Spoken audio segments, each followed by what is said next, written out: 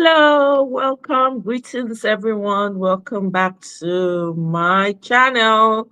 Thank you to all my new subscribers. Thank you so much for subscribing. Thank you for joining the family, the village family. Thank you so much. Please endeavor to make sure you click on your notification bell so anytime I come on, you get notified. To all my returning subscribers, Twale. Tuale to all my villagers. Welcome, welcome, welcome. Happy Thursday Eve. Hmm? Happy Thursday Eve. How's everybody doing? I hope you're staying warm. It's getting a little bit colder and colder. I hope you're keeping warm. Oh. I hope you're not allowing the cold to creep in on you. eh? Drink as much tea as you can. Healthy teas, though. Not too much caffeine. But anyway, now welcome. Oh, good to be here again. You know, the truth is, I noticed I go fit come today. I didn't think I'll be able to make it back this evening.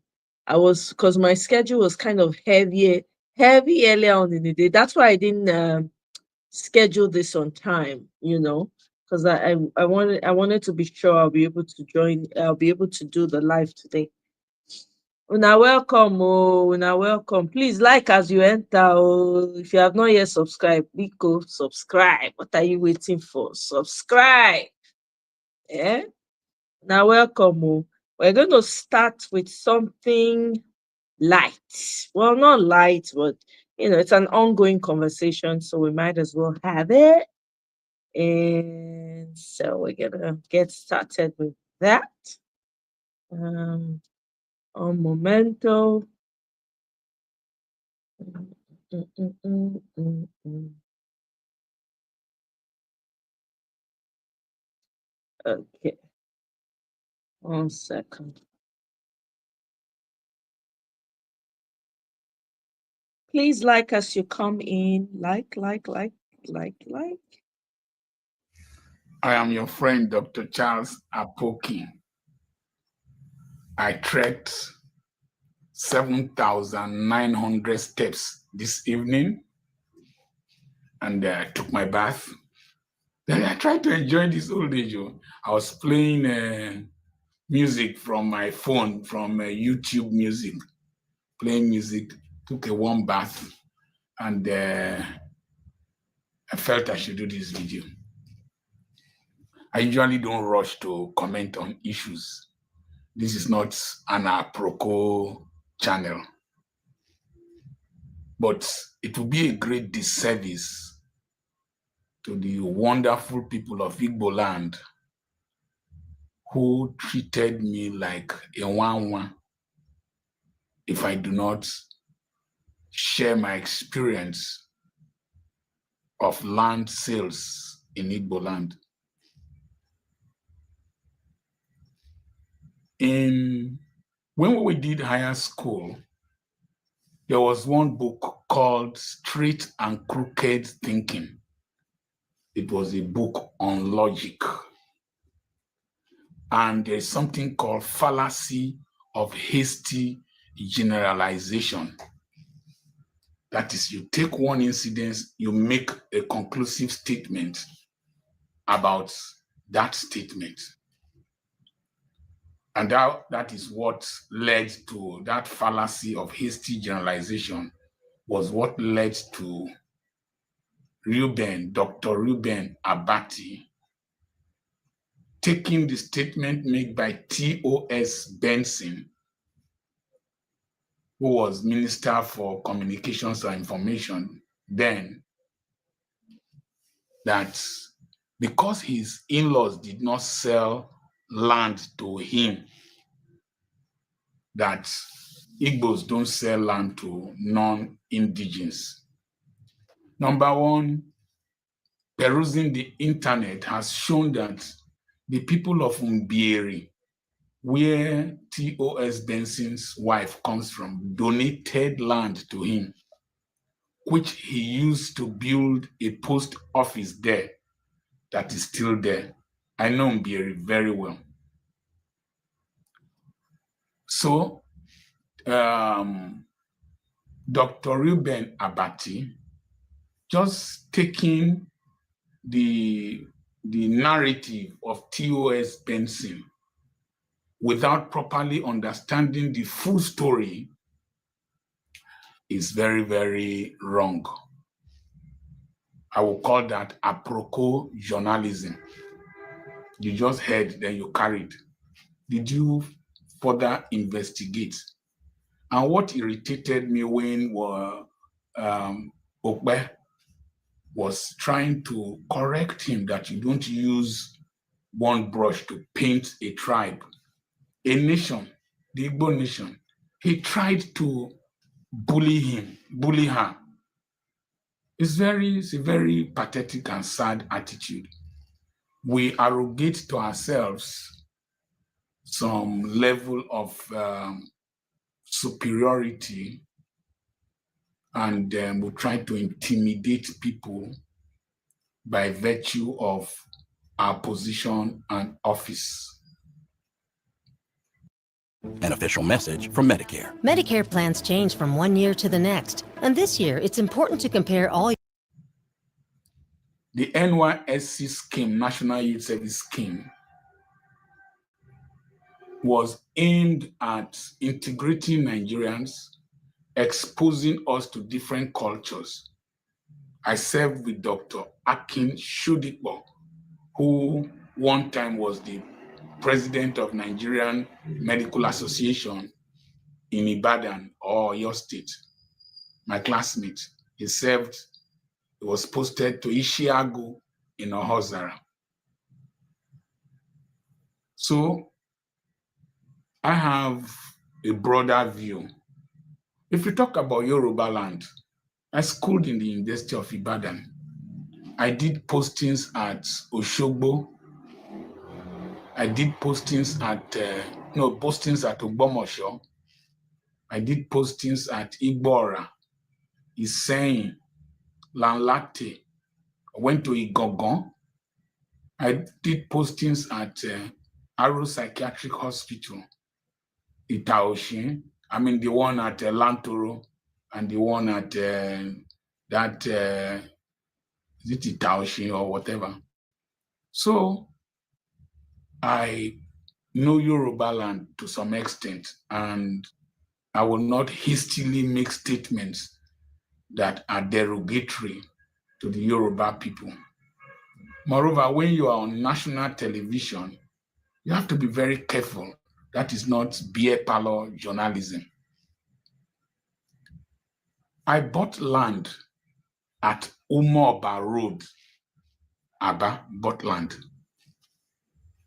There is an Anglican church, I think it's St. Matthew's Anglican Church at Umoba Road, St. Matthew's or St. Matthias. I bought the land leading just at the junction leading to that street until one young 419 man, then he's late now, came to try to intimidate me to take the land. But trust the Igbo man. The man called Papa Superb or Papa Obuda number 90 Azikiwe Road, 90 or 190 Azikiwe Road, stood by me to make sure that the land was not taken. My landlord, Mr. Okpaleke, a custom officer, went with me that night to make sure my land was not taken. We went to the police station together. So to paint a wrong picture of the Igbo people with land is very bad.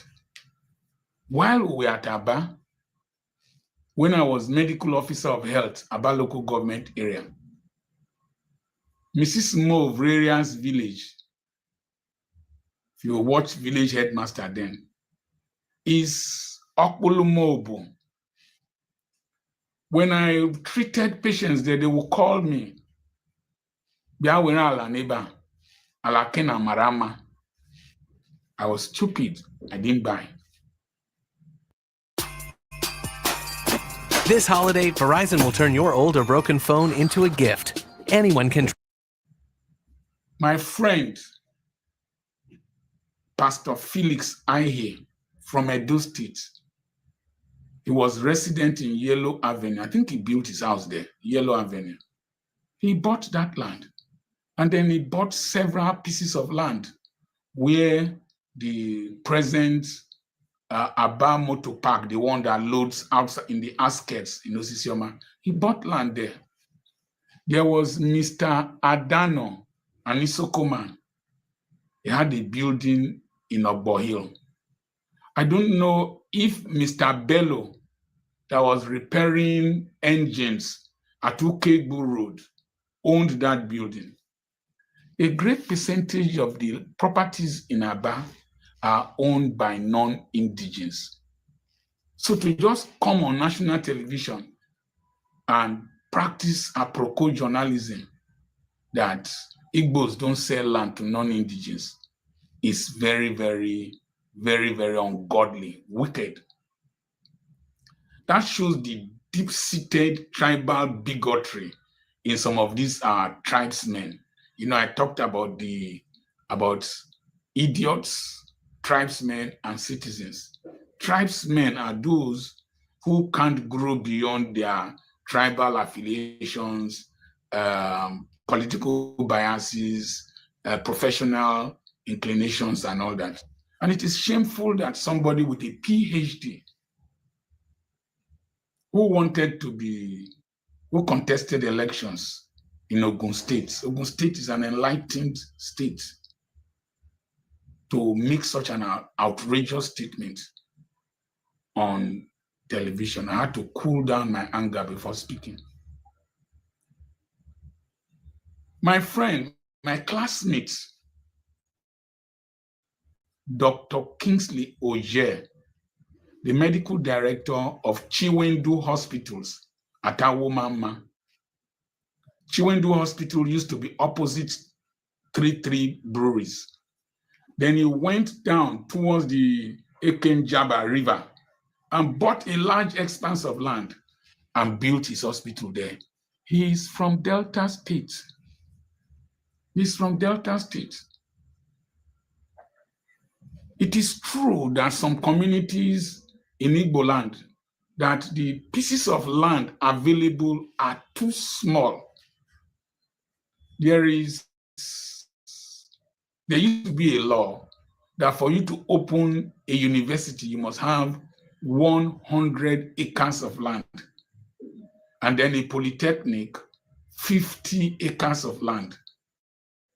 And then the Igbos complained that they don't have that kind of large expanse of land. I was in the National Board for Technical Education, their office in Kaduna, to collect a form for Petra Institute to build my tertiary institution.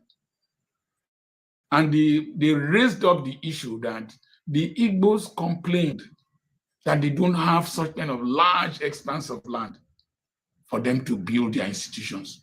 So the federal government listened to them and reduced it. So for a polytechnic, if you have 25 acres or 10 hectares, you can build a polytechnic.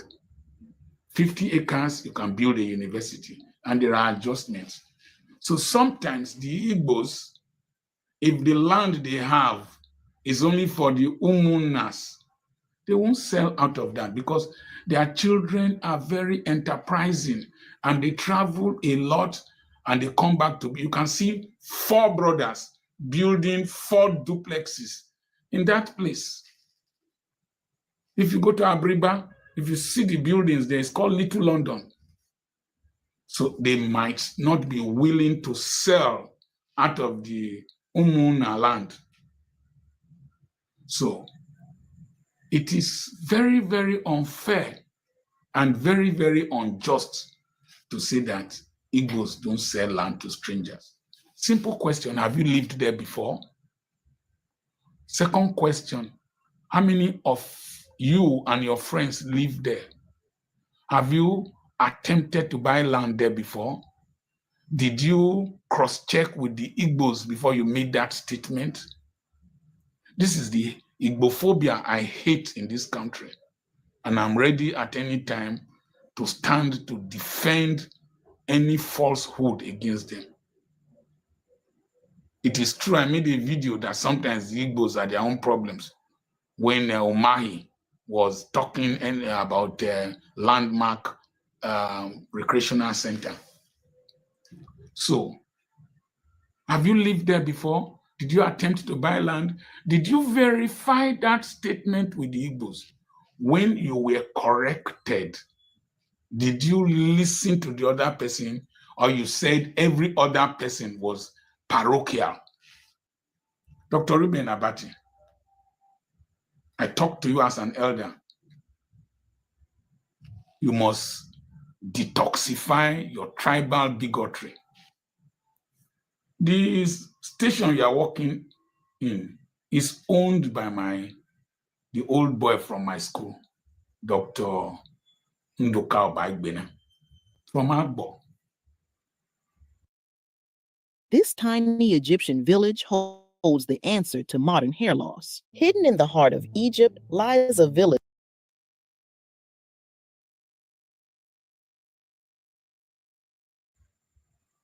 You think Igbos are so discriminatory that he allowed you to work there? Very unfair.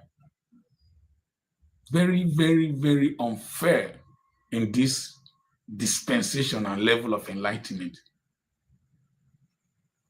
A lot of the narrative people have about the Igbos, they've never been there. What you talk about the Northerners, have you lived in the North? Have you lived in Yoruba land? The narrative my mother gave to me, my mother lived in Enugu 1929 at coal camp. Then police barracks were still tents. My mother lived there. My wife's mother lived in Abakaliki much before my wife was born. That means about 80 to 90 years back. My mother lived in a coal camp earlier than 1929, if I'm right. The stories of Wawa and all that, when I got to Igbo land, the stories were totally different. So T.O.S. Benson's dispensation and the current dispensation are totally different. And if we are to live as a people in this nation, if we must have the moral high heights to condemn people like Simon Ikpa, and condemn those who are agitating for Biafra, we must have the moral responsibility to treat the Igbo man with respect in whatever way. Treat them with respect. Talk about them with respect. The same thing we should talk about any other tribe, Northerner, Yoruba, even foreigners among us. We must talk to each other with respect. You can't blame the Igbo man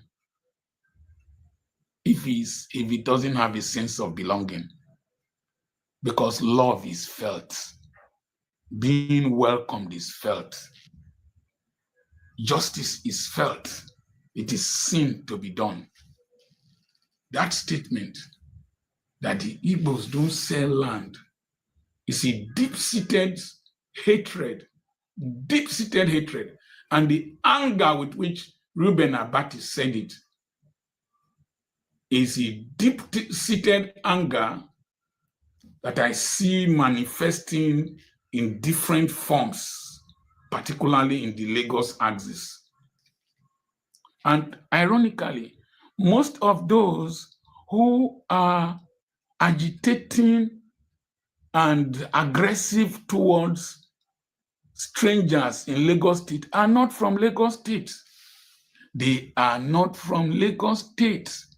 And so we cannot use a paintbrush to paint the Lagosians. The Lagosians are so welcoming that people have built houses around Lagos from different tribes and different races. If we must move forward in this nation, We must love ourselves. I think that the next generation, our children, should be more detribalized than my generation. We are willing to use tribalism to gain undue advantage in politics, to gain undue advantage in our workplaces. But when we want to steal government money, we don't bring tribalism. We don't bring tribalism. When we want to approve loans, we want to approve loans that is choking our necks. You don't see any person opposing based on tribe. When it comes to giving somebody what is due to him or her, that's when we have these tribal issues coming up. It is sad. I think whipping up tribal sentiments is for intellectual midgets. Intellectual midgets. Bring it on for intellectual midgets. For people who can't compete on a level playing ground. And to make categorical statements without proper research, Reuben Abati should have resigned from that post or be sacked. If Morgan Pierce or Richard Quest or whoever made such statements on national television, either he renders an apology or he resigns or he's sacked. I am Dr. Charles Apoki. Send a message to +234 802121 9262 to register for my upcoming webinar on the 6th and on the 7th of December.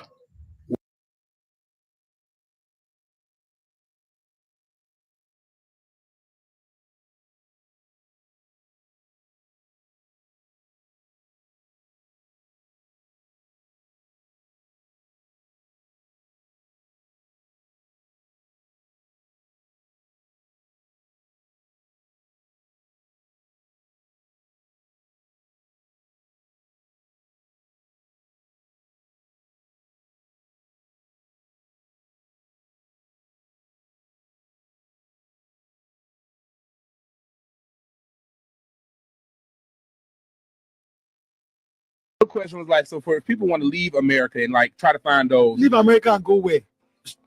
back Let's home, be honest. Go back where? It's not cool back home. it's not.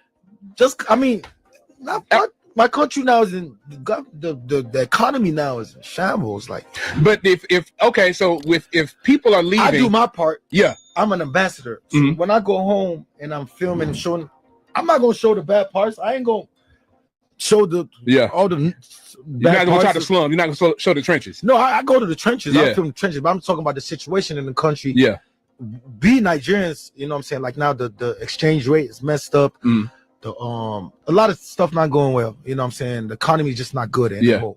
The oil prices are too high. And imagine a country that produces oil.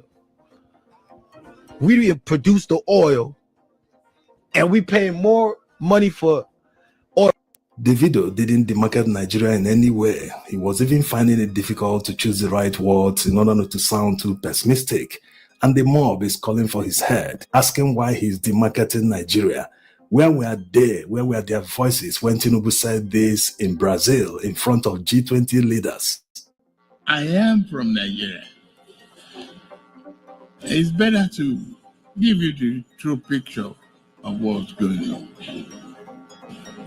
in Africa. We have terrorism challenges, insecurity challenges that are preventing farmers to even go to their farm. We have problem in Sudan, displacing people. We have problem of climate change, flooding, destroying crops. And we have problem of protectionism. We have problems. It is very important to make it clear and louder here. We have problem of out of school children. We have problem of funding free education or giving our children 1 meal a day in a classroom to even make them pay attention to school. Africa has that problem. It didn't take long for the prediction to materialize. Like we said in the other video, that the way Tinubu demarketed Nigeria so hard, maybe he did it so that world leaders will have pity on him and lend him money or give him a grant. But he demarketed Nigeria so hard, so when he does it, he's saying the truth. When another person does it, the person is demarketing Nigeria. What hypocrisy. Nigerian politicians can't believe their luck. They do all sorts of things, destroy the economy, wipe off people's purchasing power, devalue the naira, increase petrol price, bring all sorts of hardship and suffering to the Nigerian people. And you know what? The people that are supposed to resist and fight back and say, no, we won't take this. We won't take this suffering. We are an oil producer. We can't be paying so high. Petrol can be sold so expensive in an oil-producing country, and many other things they can use to fight back. Instead of fighting back, they turn around and start defending their oppressors. The people who plunge them into massive poverty, they turn around and start making all sorts of excuses for their failures. They can't believe their luck. Something must be wrong somewhere. This is not normal. Does this happen in other countries in West Africa? Do their citizens defend their oppressors in such a brazen manner? Why do Nigerians defend corrupt politicians despite being at the receiving end of their incompetence?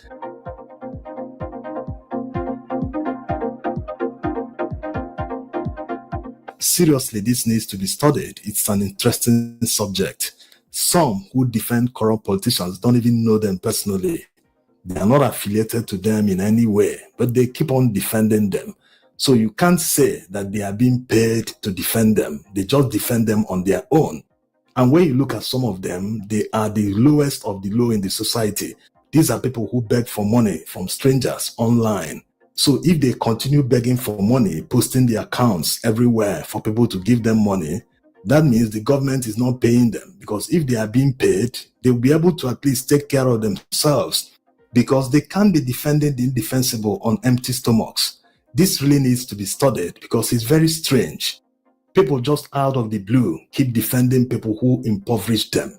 Imagine someone buying data with his own money. He will go online and start defending corrupt politicians who have impoverished him. While he's typing the laughable defense, if his phone mistakenly falls down, he will go to the market and find out how much and how expensive a new phone screen now costs in Nigeria. Anyway, talking about high cost of goods, high cost of everything, which of course is why we have the high cost of living. How much was petrol being sold early last year from January to 29th May 2023? It's important to specify that the price of petrol increased at about 11 a.m. in the morning of 29th May 2023 after Tinubu took the oath of office. Prior to that, petrol was being sold for 185 naira per litre. Today, it's being sold in many parts of the country for about 1,200 naira per litre. Of course, there are places you can buy above that or maybe below that. In parts of Lagos, it's being sold for about 1,100. But on average, the price of petrol increased by about 500%. Is that not shambles? Can someone not refer to that as the economy being in shambles? Because the effects of the increase of the price of petrol on Nigeria's economy is overwhelmingly glaring that everyone can see it, everyone is feeling it. As a result of the increase, cost of transportation has also tripled or quadrupled, depending on the transportation you're talking about. People no longer board airlines today because just one journey, not to and fro, one-way ticket costs above 400,000 naira.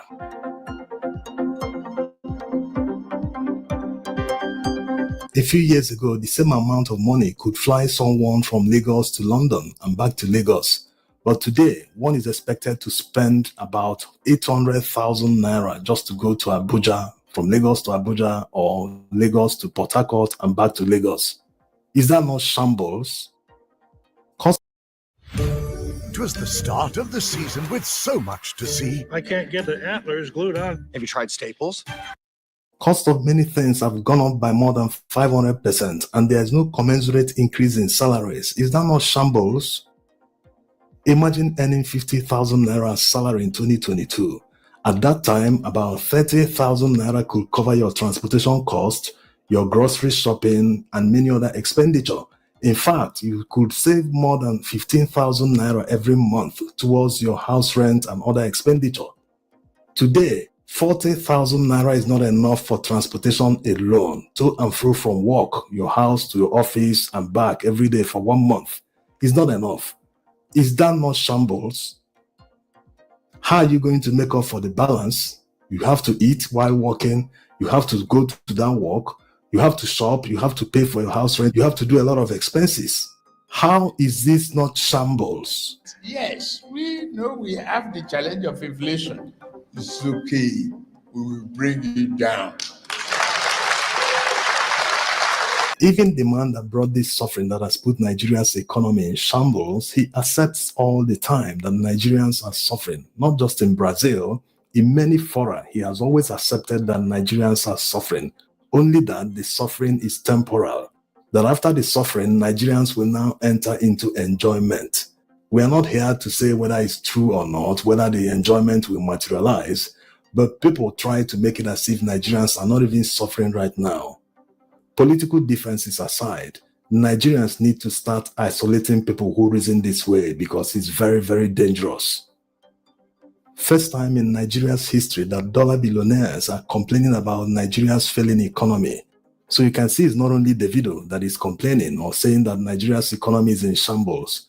If these people that are well-to-do, that are not even affected directly, whether a cup of garri sells for 2,000 naira today, these kind of people can never be affected. They will always have something to eat. How much more people who defend their oppressors despite being in abject poverty? I can tell you that we're doing whatever it takes to make sure that at the end of the day, like what the other shareholders, Baba mentioned that yes, we've been paying dividend, because if you look at our dividend last year was almost 50% more. So by the grace of God, we'll try and get out of the mess. The biggest mess created was actually the devaluation of the Naira from 460 to 1,400. And you can see almost 97% of the companies in especially in food and beverages businesses, none of them will pay dividend this year for sure. But we will try and get out of it as soon as possible. If you're looking for clean, great tasting protein, Transparent Labs grass-fed whey protein isolate is for you.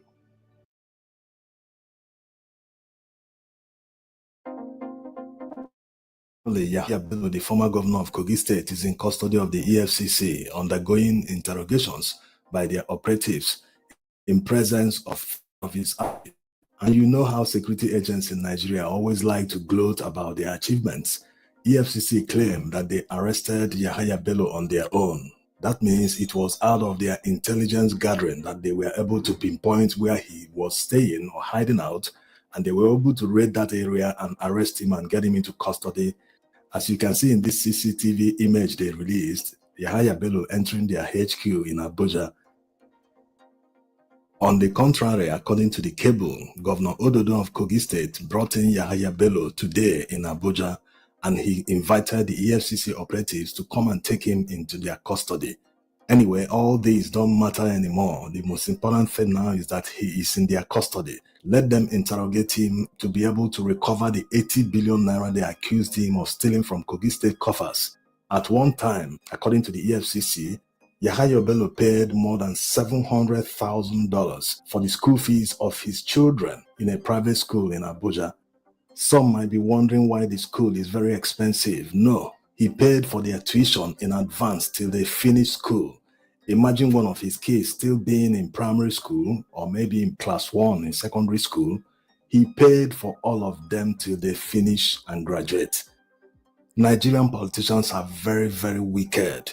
Imagine one person stealing 80 billion naira only for himself. Like already calculated in the other video, we've made several videos about the Yahaya Bello saga. If he starts spending 1 million naira per day, the 80 billion naira will last him for more than 200 years. This is coming from a state that is among the poorest in Nigeria, and a politician can steal them blind. It is hope that this is not performative from EFCC, that they are not trying to show Nigerians that they are working, that they are trying to bring Yahaya Bello to justice. No, they should make sure they use their good offices to recover the 80 billion naira that belongs to poor people in Kogi State. This is the reason EFCC was formed in the first place. They are supposed to be focusing on the big fish, on highly politically exposed persons who steal billions of naira or even dollars, instead of going after petty scammers they call Yahoo boys, who even 1,000 of them combined might not have succeeded in scamming people of up to 10 billion naira.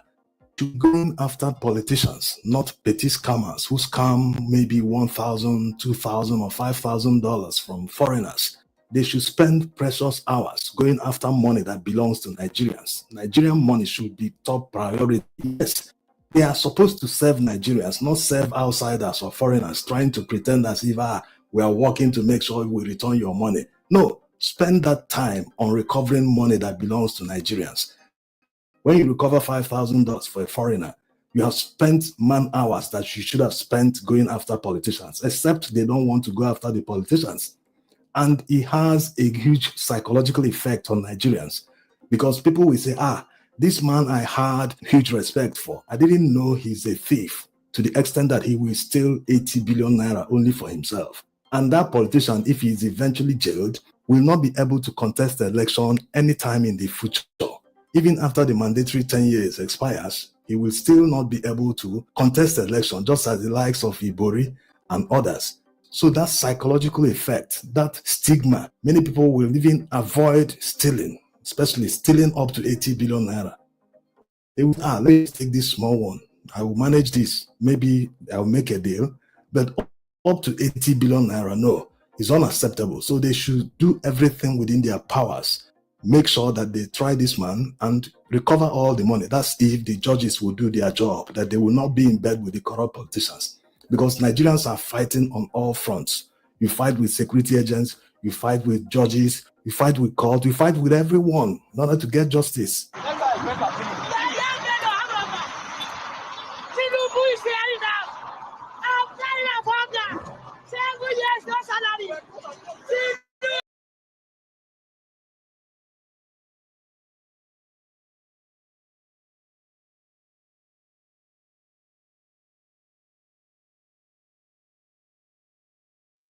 Stooped. I was on mute. Sorry about that, guys. Welcome, welcome. How's everybody doing? Kenny, I see you. Sake, thank you. Mama H, welcome. Oh. See, you think, for me, this EFCC thing, I just think it's an act. This is my own personal opinion. I feel it's an act. You can never trust the security agency in Nigeria. How long have they been looking for this same man that has been within the country? Right? Now they said that they have remanded him. Okay, fine. We'll see how it goes. I guess in coming days we'll see how it all plays out. But if you ask me, I think it's all for show. Knowing Nigeria, it's all for show.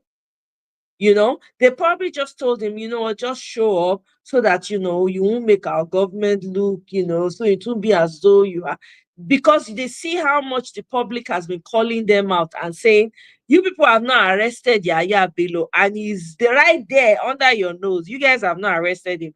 So it's an act. This is my opinion. It's an act. They're probably just putting an act so that Nigerians can see and say, oh, they finally arrested. How long did it take for them to arrest this man? How long did it take for them to find him? Would they say they don't know where he is? Didn't he make a visit? I think he paid a visit to EFCC office how many days ago? Or maybe a month or so ago. Right? We've been on this table since. Arrest Yaya Bello, no. But if it's small yahoo, even though I'm not in support of them, you see them parading their faces all over. They'll give them this huge placard to hold.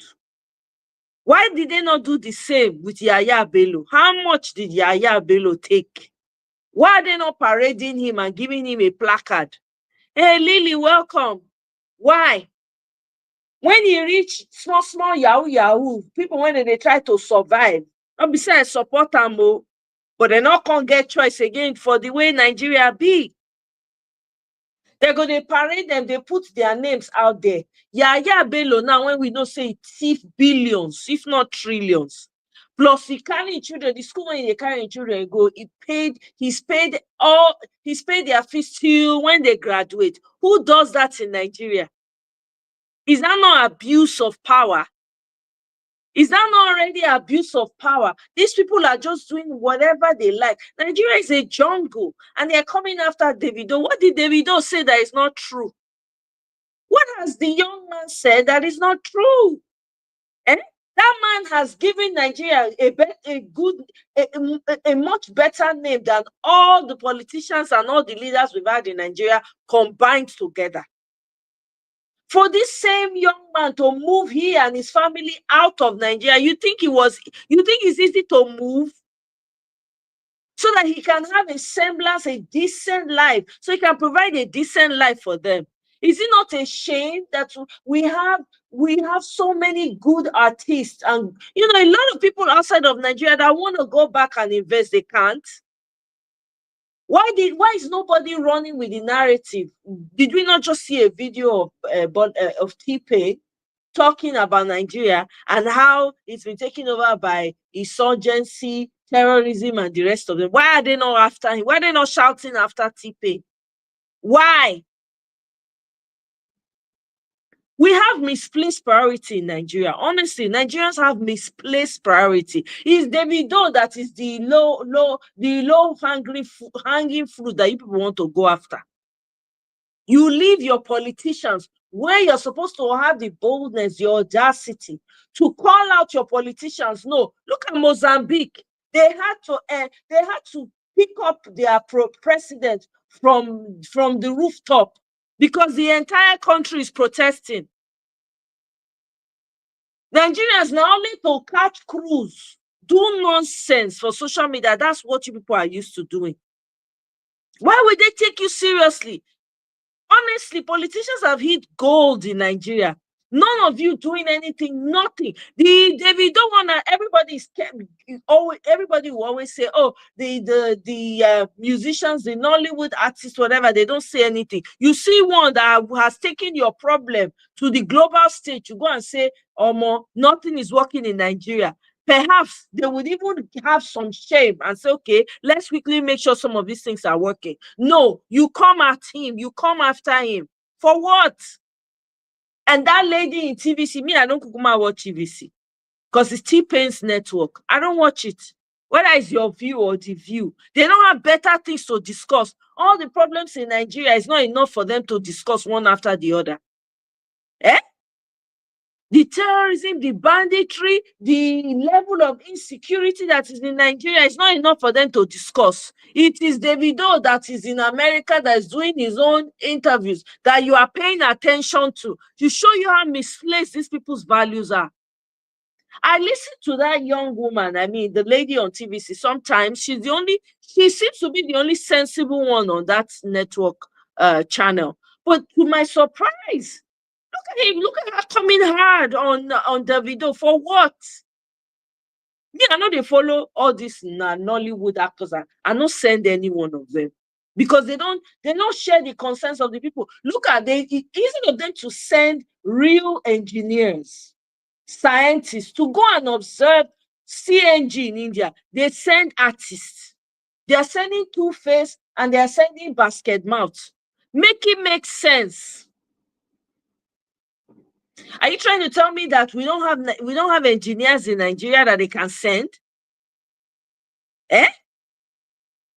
Your Nollywood artists and the musicians and the actors and the actors, they are the problem of Nigeria. But one person has spoken up for good. The other two, they are gaslighting Nigerians by going to talk about CNG. What do these people know about CNG? When did they become engineers? If anyone knows them and knows that they're engineers and they have the capacity to speak, then fine, let me know. Maybe I don't have all my facts, but as far as I know, these people are one is a comedian, the other one is a music artist. What business does he have with CNG? With all the issues we have in Nigeria, with all the educated people we have in Nigeria, you want to tell me they didn't have anybody to send to India? This is how they waste your money. You will not ask the right questions.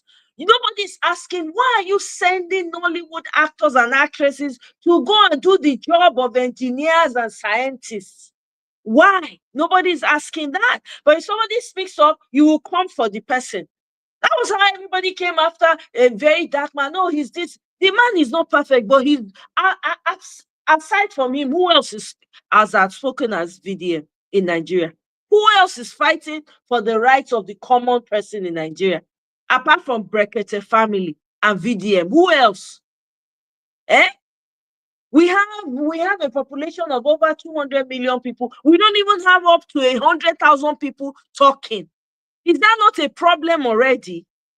The ones that are using their voices for good, you come after them, you insult them, you go harder on them than the politicians that are stealing your future, stealing your life, stealing the lives of your children away. You go harder on those that are standing up for good. Make it make sense.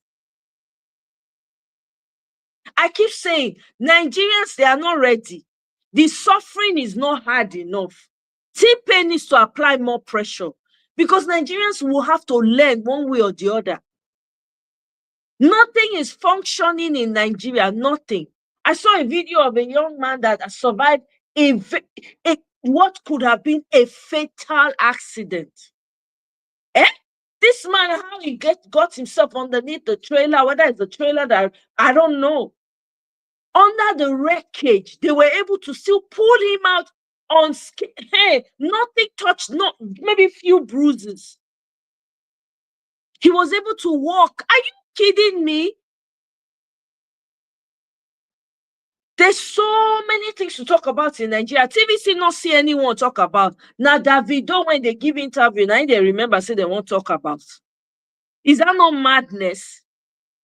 When they go say Nigerians not ready, Saturday they come, now they don't go buy a shoebi, spray, go carry money. When no they go, they spray. Now they have given what's his name?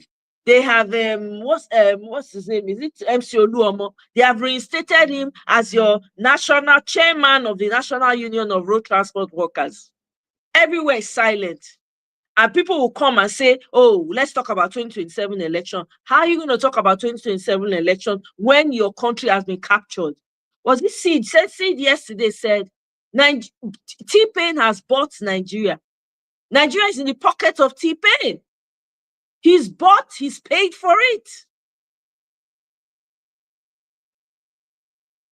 Instead of the journalists to do their work, they are not doing their work. Abati is busy with tribalism that is eating him out. The things that we're supposed to focus on, we are not focusing on. It's other people's land. What it concern you, concern other people's land. Did anybody come to take your own from you? TVC not sit down and talk about. They not sit down, analyze why did Ruben Abati call for the immediate sack of Ruben Abati? Why did he have the audacity, the infantry to be talking about a tribe? We don't have any, Nigerians don't have regards for each, there's no respect. You have to respect people's boundaries, respect people's tribes. It might be small to you, respect it. They like it like that. We're all nations once. If not because of these selfish and greedy people, we will not be in the same country. But here we are. But can we respect each other's cultures? Can we show respect for one another? You are from the south and from the east. You are from the west. You are from the north. Can we respect each other? Instead of everybody to be mounting pressure on Ruben Abati to step down, everybody's quiet.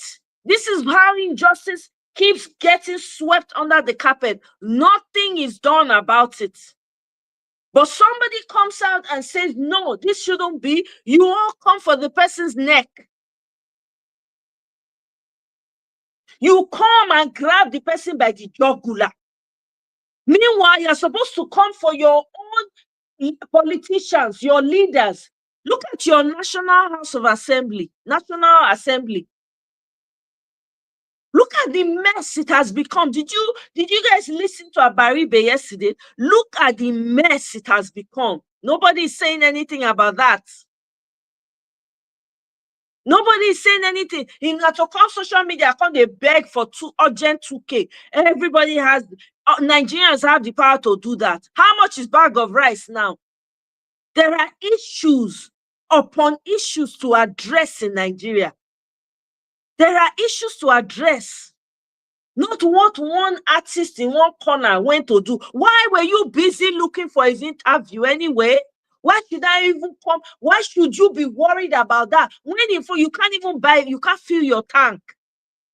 Money when you say they fill your tank before, now you know if you buy 1 liter of petrol again. How long are we going to continue like this? Make not be like say everybody quiet. Make me I did because I know go fit. You don't let me do. If it were possible for me to stay silent about Nigerian issues, I would. But I can't. I just don't know why. I can't. I keep getting bogged by it. I'm bothered by the issues. I'm thinking about the people in the hinterlands where they can't even, most of them cannot even afford, they cannot afford to be working they can't go to their farms. They can't do a lot of mundane things that they used to do because of insecurity. You can't even trust your neighbors. Everybody's quiet. Nobody's talking. How long are we going to continue like this? You think Nigeria is going to survive the way it's going? You think it's going to survive? Everybody's still catching cruise, laughing. We're cackling. Oh, it's okay. So it's not okay. It's not okay. There's nothing to be happy about. There's nothing to be rejoicing about. Whatever happens at home has a way of affecting you one way or the other in case you don't know. How much can you possibly send to your family at home? How much? How much money can you send back home that will be enough? Where you used to send $50 or $100 and it was enough. Now, if you send $50 on it can never be enough. You have to be sending 500 or more.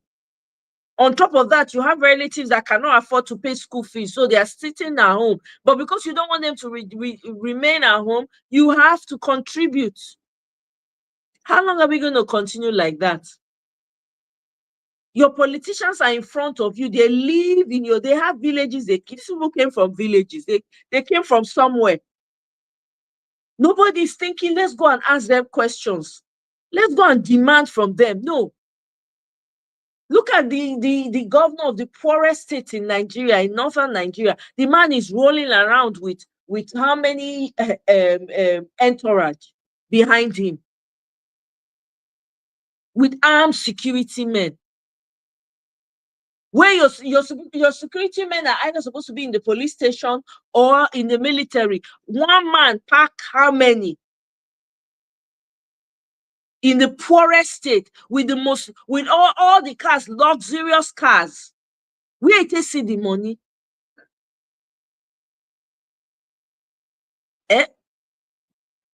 You have strangers living amongst you, acting like the citizens and unaliving the citizens so that they can take your lands. Nobody's talking about that. TVC not sit down and talk about, because it not affect them. Wetin we supposed to they talk about, we no go talk about them now. Either you're talking tribalism, or you're talking about another thing that doesn't even hold, that does not even play any role in the grand scheme of things. How long won't continue? Nigeria no good, Nigeria no good. Not be for mouth. Everybody needs to put their money where their mouth is. We can't continue like this. Children full everywhere now. No mama, no papa. We never talk about how we want to solve that problem. Every corner you turn, there's an orphan, a fatherless, a motherless child. How can we continue like this? TVC no sit down and talk about. They never account for the number of orphans when we get for Nigeria. Nobody is considering that. In some culture now, to marry them as they're small, they don't marry them to men when no get money, men when no feed themselves or feed their family. Now Davido now wetin Davido talk now go when I come won't affect Nigeria. All the TVC people, they only travel. Why they not bring investors come? May they carry investor come, we'll see how many investors go follow them come Nigeria, come invest for country where you no get any stability. You want people come put their money for inside quicksand. That's what you people want. If that country is working, you don't even need to be calling for investors. Everybody will be going back home to go and do something. Nigerians in diaspora, a lot of them will move back home. But no, you will not provide the environment because you want to. And I talked about what Mr. Ferreira said yesterday. He said that, some of these people who live in the diaspora, they don't want Nigeria to work because they want to be able to go and do big man. So that when they change money, the money is big. So they can go and oppress. They don't want it to be good yet. I thought about that thing. I laughed for some time and I felt sad at the same time. So perhaps this is the reason why some of these diasporans that live outside of Nigeria don't want Nigeria to work. They want it to remain the way it is. Now we do ourselves. And then people will come talk. Before me, I used to say yes. Oh, you want people hand there our problem, but not at this time. Because they're not put gun for anybody's head. They're not put gun for anybody's head. To treat your people well. Nobody need to force you. You either want to work for your people or you don't. All these politicians that are selling out, look at what Abaribe said. They are not even in control of the National Assembly. What are we talking about? Is that information not enough for the whole country to shut down? Is that not enough? That information alone, is it not enough? How can your hey God, your entire government, you don't even know who's in control? Do you know how scary that is? Sid, welcome. Oh. Do you know how scary that is? That means forget the House of Representatives. They don't do anything. Just like Abaribe said, they don't do. So people just come, just show up, collect money and leave. How long are we going to continue to do that? It doesn't make any sense to me. I don't know. The small voice when I get now, they use. I don't feel talk louder than this. Do you understand? I cannot speak louder than this. But it's just unfortunate that instead of Nigerians to be focusing on the main issues, on what really matters, you're picking on Davido that in 10 generations to come, that man his lineage will be flangering, will be enjoying. But you can't speak to that in Nigeria. You that cannot afford to buy a bag of beans. or bag of rice. You want to compare yourself with Davido? It's not possible.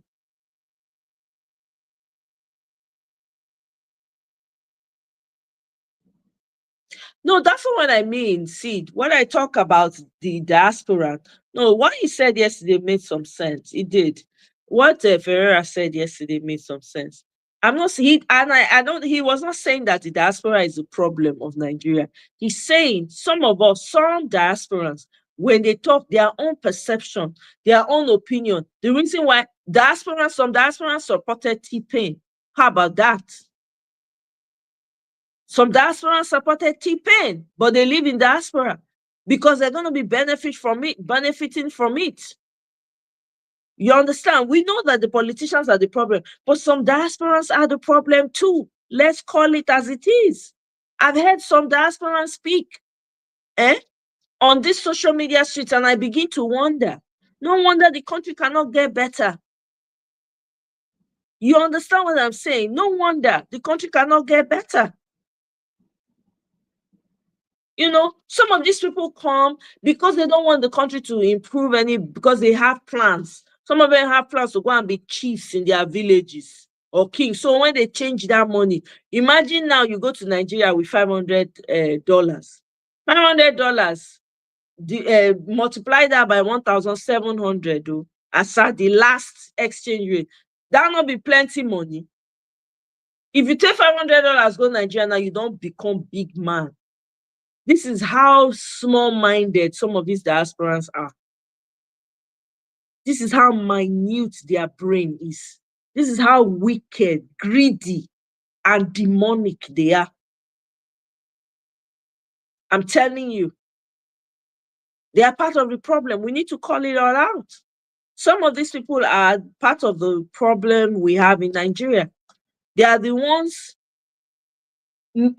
going back to the government and helping the government to push narratives. There's no lie in that. Some of them are being paid. Some of them, that's how they make their money. You know, there are some Nigerians here who don't work. I hope you know that. Some of them, you don't see them with physical jobs, but they have a mortgage, they have everything, right? But if you dig further, you find out that they're being sponsored by your government. All they do is just to propagate lies on social media. We saw it during the 2023 election, where some of them were holding holding cup for this last APC. Do you understand? They were supporting them with everything. They were bold. They were talking. He's a strategist. We need his brain, not his body. He's an analyst. He built Lagos. The GDR of Lagos, it was him that came up with it. As smelly and stinky as Lagos is, he built it. He's a strategist. He knows how to pick leaders. I heard that 2023 election, I heard all of it. Oh, he knows how to choose leaders. He's very good at picking leaders. He's very good at, oh my God, he's phenomenal. He's this. He's a great leader. He's, when he starts to work, you begin to see he knows what he's doing. He's this, he's that. But he's not, we can't hear what he's saying though. We don't hear what this man is saying. What is he saying? He's not even talking to the people. When is he going to? All of them, they kept saying, oh, he doesn't need to talk to the people. Well, didn't we hear? Oh, he didn't have to go to school. That great men studied in their homes. Did we not hear all of that in the 2023 election? It was diasporans. Some diasporans that were pushing that. What's the name of this guy that was always on Daddy Freeze?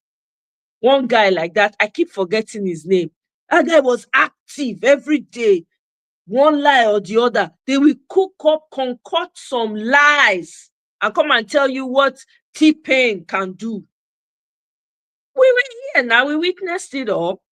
There was a channel I used to go to there. There was one guy I used to call in. The guy will come. Hey, he will talk. He will say, he will use BB grammar. He'll be using BB grammar to talk. He'll be talking big grammar. hey, he's a strategist. He knew he builds strengths. There was nothing that he did not say that he could build. We're all witness to these things. Yes, the politicians in Nigeria are a huge problem, but some diasporans are a big problem too.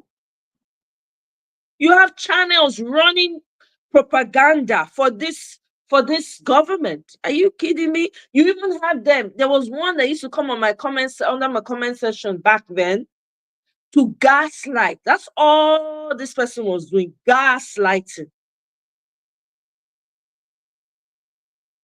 We all see these things. We all saw it. So let's lay the problem where it is, because I don't know. I don't know what it will take. It's me, small me in my little corner. I'm just doing my thing because I feel like if nobody's talking, people are suffering right now. Right now, as we speak, there's somebody who did not wake up because of hunger. If from there go. As we speak, there's somebody who's been kidnapped. In Nigeria, this is how bad things have gotten. As we speak, there are kids who cannot go to school anymore. They are at home. They can't even learn a trade because they can't afford to pay to learn. This is how bad it has gotten.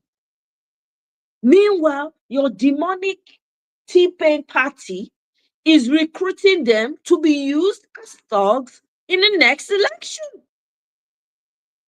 That's what it is. So all those people that have not been able to go back to school or learn a trade or develop themselves, guess what? They're being prepped to become thugs in the next election.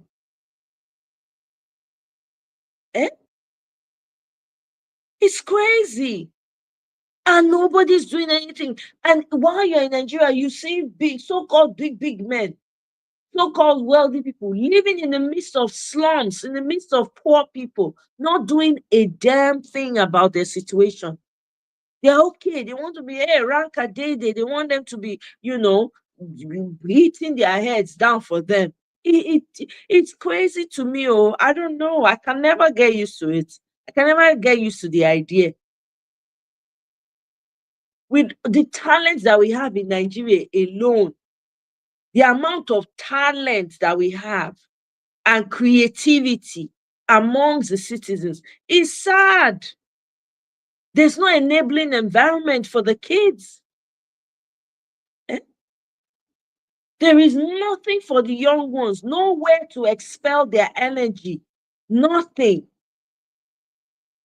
They don't have any clubs for them. You don't see them, in every state. They should have, a place where kids can go learn one or two sports, so, boxing, wrestling, all kinds of, because kids are very energetic at a certain age. They're very energetic. How long are we going to continue like this? Oh, I beg, I don't know. The woman I know now they talk.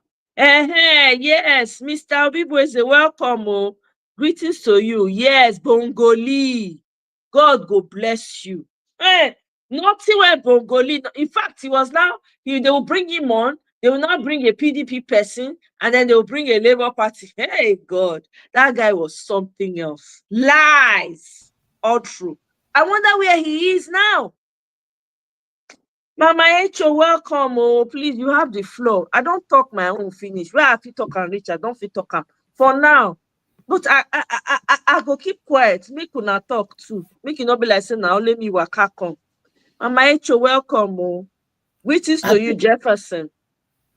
Greetings, Jefferson. Greetings, Mama. Ale Bobole, that the freeze use all of them make money that time. They go arrange themselves for inside that box. They go say, Bongoli, who else are we waiting for now? The other one will come, PDP guy. That one I say this star. Begin to this star. Who is the highest donor, Papa? That the free use all of them use their hair make money that time. So oh my God. All those when they help them, they laundry money now they talk. T-Pain, thank you. You know how they thank you these days. I know they fight you again because you be correct man. You tell us. We don't they cry, oh, Buhari. So I call the call and boo. Then you come and announce Gidigba. When I take over this power, I will start from where Buhari stop. He said, make we pay attention. No, we not pay attention. All the Ronukus from Yoruba land, they come carry for their head. Ọmọ wa ni. Jẹ́ ká dìbò fún ọmọ Ìgbò kọ́ ò lè ṣe fún ọmọ Ìgbò. Ọmọ wa ni. Yoruba carry for head. Not all of them, the Ronukus. But I want to ask now, when they carry for head, ọmọ wa ni. Ò lè dìbò fún ọmọ Ìgbò. How far? Ṣé ti ra ewúrẹ́ Kírísímásì? Àbí ẹ ti ra aṣọ fún àwọn ọmọ yín? Ọmọ wa ni, jẹ́ kó wọlé tí àwa ló kàn. Ọmọ Ìgbò gbẹ́dọ̀ wọlé. How far? So, honey pie, senior boyfriend, I like you for that. Say by the time when you enter finish, you not even remember those when they do Omowani. Your first visit to Lagos, now they got decide, Ebi power, Ebi power, Ebi power. Oh, they do that one alone. You are correct, Bobo Jare. I go call they abuse you. But the only thing when they ask us be say, She now I give an T-Pain, I be say pain there somewhere. Is it that the pain never reach? I want to ask Nigeria. Is it that the pain never reach? Okay. There's what they call boiling point in science. And I want to ask you, say the pain never reach boiling point.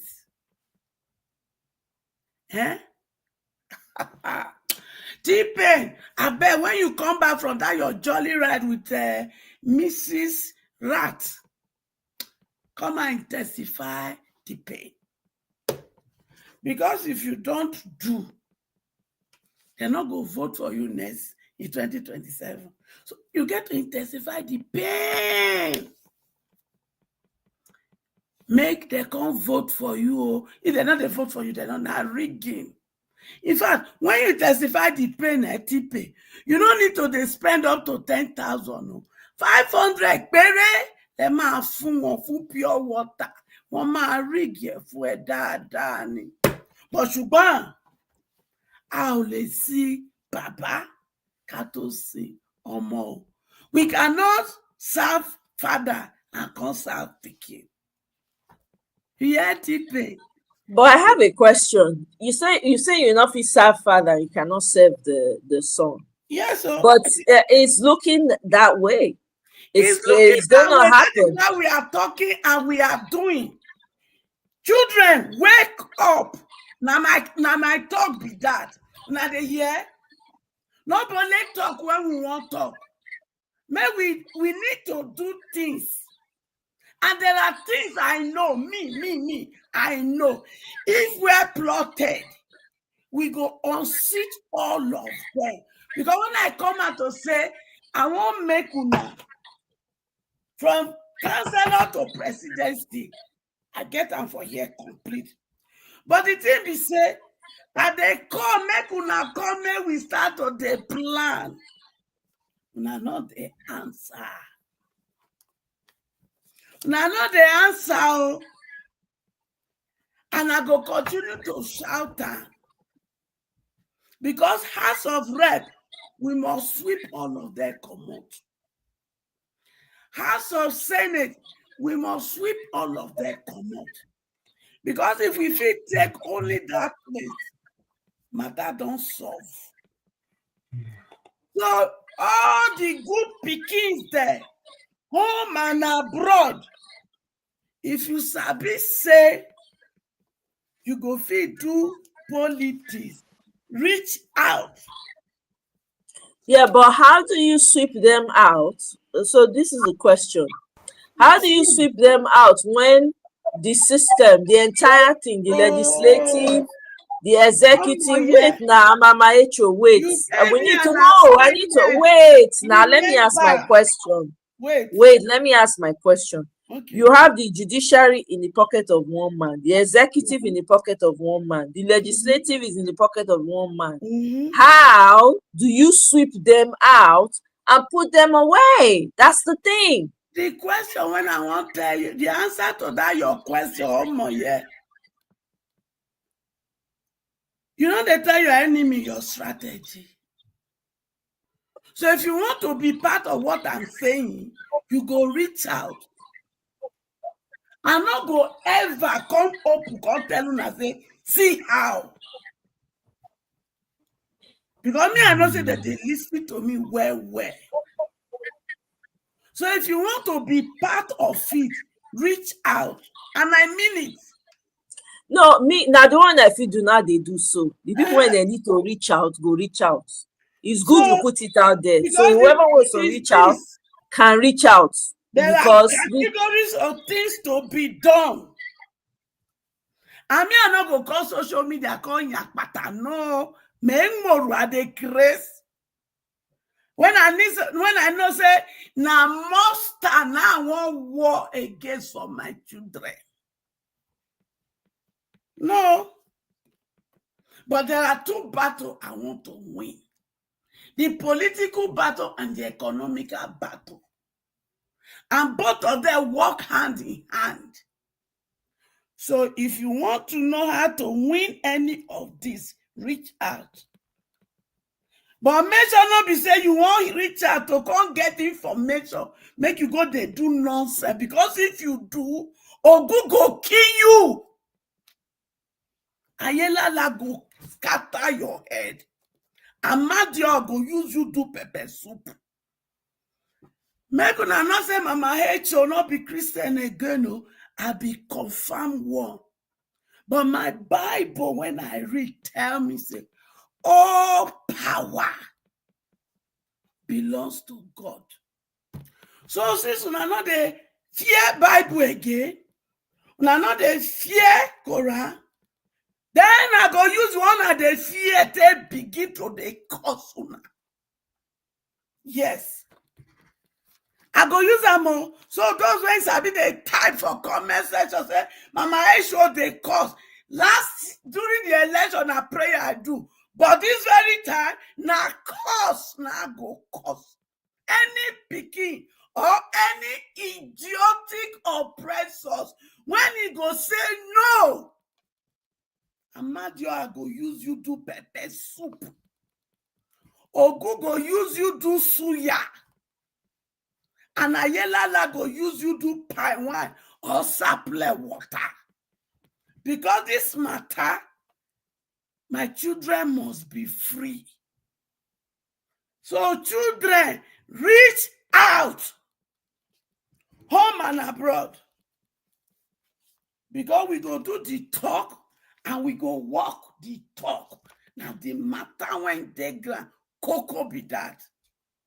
Because the battle now between Jagaban and me, Mama H.O., on behalf of my children. They say Connie man die. Connie man burial. Now make up on my mind, say my children not go fulfill destiny. You don't like Panio. Lágbára Elédùmarè, ọba tó dá gbogbo ayé, ọba tó fi mọ́ hàn. Children, you must be free. But you get to reach out. AAC. They're gonna hear. before the end of this year, if I not hear from una, I go carry my support, go another place. Now they hear? So make una hear me well. AAC and take it back movement. If me I not hear from una, I go carry my support and everything when they hear. I go take and meet another. So make una not us and not tell you now. Because I don't do it in secret, una no one hear. So me, I don't call bamba. You know, say una mama na open book. And all of una when they throw arrow to me, boboyi that are projecting arrow to me, make I tell una well. You see this person, now wind na she be. No person they hold wind for hand. Una hear say me I want fight for children, I call they throw arrow to me. Una look me for crystal ball, una not see me. Una look me for na mirror, una not see me. Una call say, okay, we must get her. The only way is to project fear into her. And you people started attacking my head. Who born you? If una not stop, Ogu go use all of una do pepper soup. Ayelala go use una do fried rice. And Amadioha, he go use una step down and you weary. Una they fly. Una they fly. Then I go tell una say me too as I be they fly. If una say una there for occultic, then I go tell una say this woman, she be correct occultic lady. And the capon of my occult group is God the Father, God the Son, God the Holy Spirit. So before you go get me, you get to get my capon. Now one shot my mouth. Well, you need to leave this. Are you seeing the last comment? Yeah. Come on, look at the last comment. Share from all our politics. What did it say? Let me see. Over there, how now? How you did?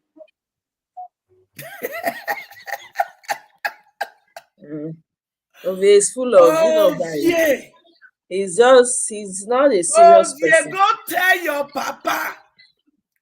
Ovie Go is not tell all serious. those people when they put my name for their pot, they begin to conjure. Tell them say, Amadioha go use them do pepper soup.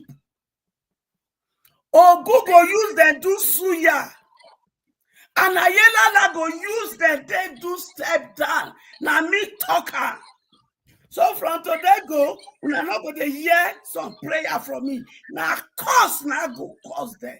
Because they told my children to wait the papa God not make them be.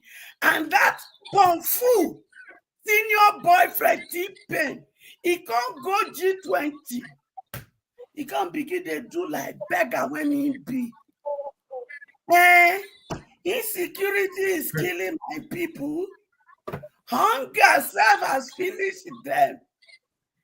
And there are plenty out of school children. What do you want me to do? Sheyi Tinubu, you couldn't tell your father, say, Baba, ọ̀rọ̀ wo lẹ ń sọ? Then you can't carry Bugatti, parade yourself inside Lagos. Say this is political zone.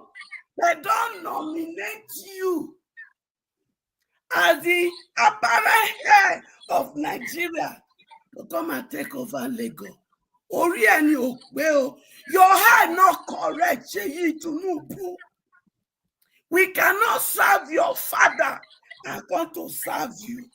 Well, I don't think it's his. If he has a right as a Nigerian to come out. Wait now, Mama Echo, wait first. Wait, Mama Echo, you don't wait first. Let me just say this. I don't want to make it up. He has a right as a Nigerian to come out and say and express his interest to want to be governor.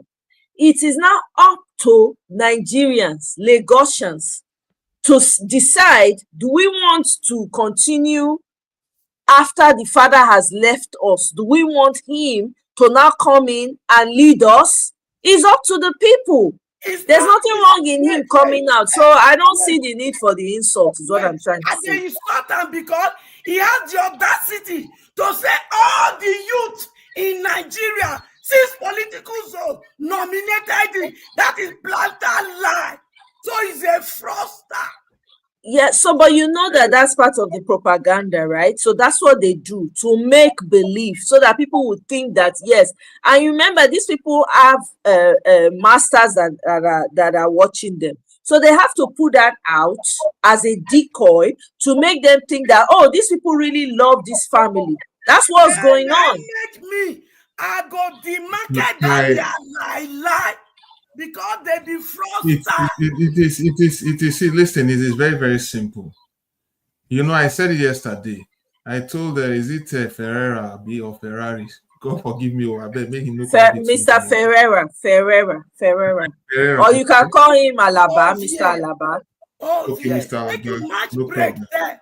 Wait, I bet Jefferson. It's very simple. Match break. Sorry, ma, with due respect, let me just speak this thing. You become Pikino. You hear? I beg, make an answer of you.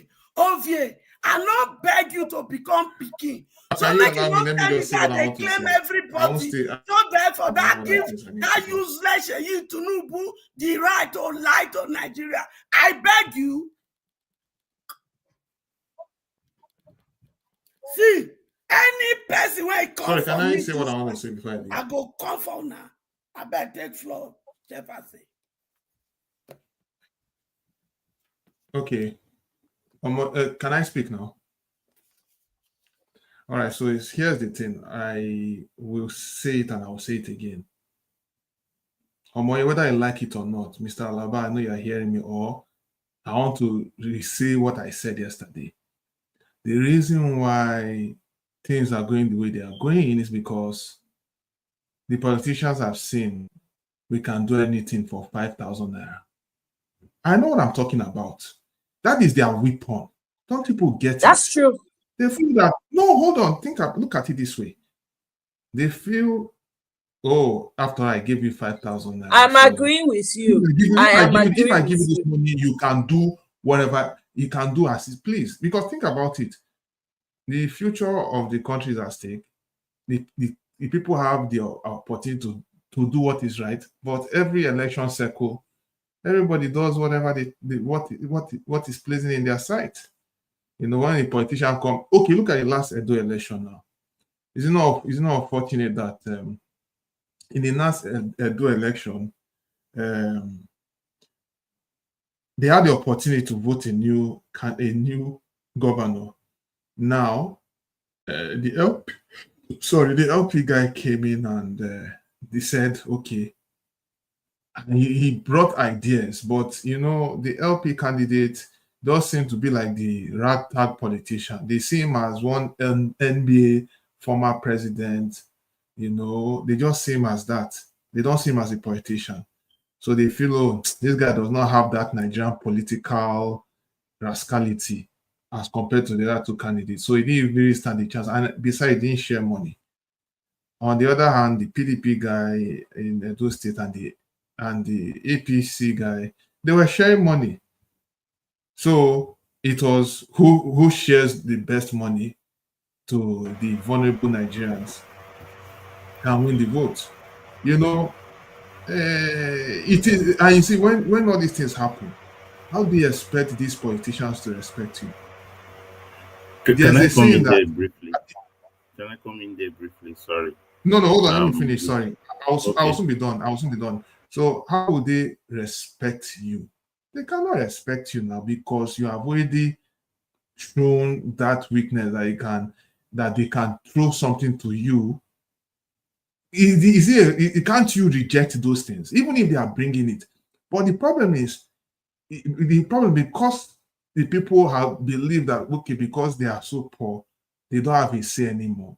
Of course, anything that they throw, they just take a hook, line, and sinker. They can't even question anything anymore.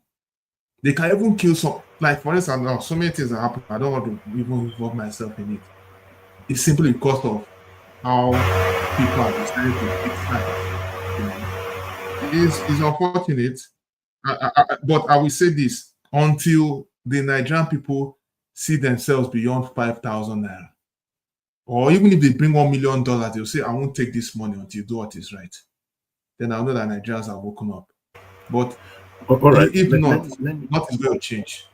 let me just say something that is just a bit different from what you're saying. I understand you're talking about the money politics and how a lot of Nigerians have been poverty has been weaponized.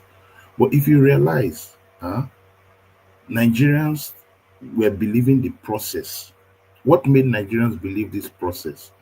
It was the election in, I think, Osun State, where Davido's uncle is. I'm correct? Either Osun, is it Osun State? So where Davido's uncle was. If you notice that election, that was Soludo's election. That election, they used the beavers and they used the IREV, and people saw the effect of it, that the results were matching what was on the ground. Then we go to 2023. Okay, so Nigerians were sold that, okay, we have seen it in 2 elections, that the popular vote on the streets was the popular vote in IREV. So that means we may be making progress. We go into 2023 elections, and then INEC gaslight the whole of Nigerians, tell us that there's a glitch somewhere, and because of that, we now see a complete shift. That was the time Nigeria was sold out. Nigeria was bought. Nigeria was bought with a price. They asked, how much is this country? Tinubu put a wager on this country and bought it, and bought everything. And we kept quiet. Now, if you realize, elections from that time till now is one way. Nigerians are not voting. So it's not about poverty now. Because even the poverty in 2023, people voted Peter Obi, irrespective of the collect. There was a mantra that if we need to take shishi, you collect your money, we'll vote who we want. But what has happened from that 2023 is that there's been a political shift in the climate. And that is very, very dangerous, because what we have now is we don't need people to vote. Tinubu does not need your vote now. He is paying for it. He's paying for. We have not understood that now it's not about your vote. INEC, this result is what we want here. How much will it take? Take the money, give us that result, period. There's no voting. So, like you said, Jefferson said, oh, PDP paid money, APC paid money. So it was not about who pay more than who. No, it was that election, Kogi, it happened in Kogi. They brought results from INEC direct. People saw it in Kogi election. Results were already brought in that morning. So what we are seeing is a new, different level that Tinubu knows. I don't need to have people to vote for me. I don't need it. All I need is INEC give me results, faction the results. And I've always told people, go back to what the Supreme Court that has been hijacked, go back to what their judgment was. You realize that IREV is irrelevant now because the courts have made it irrelevant. So whatever you see on IREV does not matter. What matters is what INEC declares. So if INEC declare at 1 a.m. in the morning that Omoye is president, that is what it is. It means it has been bought. So we must realize the existential threat there, that your election matters nothing. Look at all the elections. And they have come out to actually even threaten Abia State, that Abia election, we will change it. So what they are telling you is, if you like, vote. If you like, don't vote. we will just buy it. So the question is, what will the Nigerians do? That's the question that we need to answer. All this talk, money, no. Money politics in the game has ended in the primaries where they have delegates. You play your money politics. After that, you need to buy INEC. Is the highest bidder that will buy INEC. Now, there's a small caveat, a small ray of hope. And that ray of hope is in the north. I know people may not understand this thing I'm saying, but if you sit down to deeply think of this politics, the ray of hope is in the north. Why do I say that? The north is aggrieved with the president. And T-Pain knows that. All right. But he's banking on the fact that he will buy this election for a re-election. He will buy it. That's a given. But the North may resist it on the ground, because the North plays politics differently from the South. The South, and I pray they do. Wait now. Sorry, bro. The I South pray they do, because very, if they don't do it, it will be that they are equally cowards. I know what I'm talking about. Because calm the down. Let energy me they talk my use, talk. the You have energy cut they me. I use didn't to cut you. say When I cut you off, I Sorry. sat on my own. I allowed you to talk. Sorry. So allow me to express myself. The North has one thing about it. They are politically educated. All right? They are politically educated. They may not be educated like the South in terms of other things, but see that political education, they have it. And they don't need anybody to come on the ground. They don't need anybody to say, come outside. They don't need that thing. They know when to come outside. So if he buys the North election, which gave him a lot of votes this time, then he has bought it. But I've seen what T-Pain is trying to do. T-Pain wants to make sure that the whole of the South understand his politics. The whole of the South will be in his pocket in terms of governorship, so that he may not need so much in the North to win re-election. We must understand, Nigerians, people don't understand our president. Our first president from 1999 was a big heart president from the old school military, Obasanjo. So he included everybody. He decentralized things. He wanted things to move, created reforms, but he had a challenge. He could not get away from the habits of the old block of military rulers, and he could not establish a correct electoral system. So I fought him on that. But in other areas of bringing the country together, creating a unity kind of government, I credit him for that. He set the Nigerian economy right. He won back a lot of, brought a lot of economic policies that placed us right. He brought in a lot of top professionals that brought us to a good place. But his problem was he didn't have political transitioning. He didn't know how to do it very well. But he tried his best to bring in Yaradua. Who is Yaradua? A very calm, quiet man, very prudent in his state in Katsina. He had showed a lot of remarkable, but he didn't have the health. And then he had cabal around him, but he didn't have the health. God bless his soul. He went. And then we had a new president that I would call an emergency president, Goodluck Jonathan, who did not understand the seat he was sitting on, that he's a president and he can take tough decisions.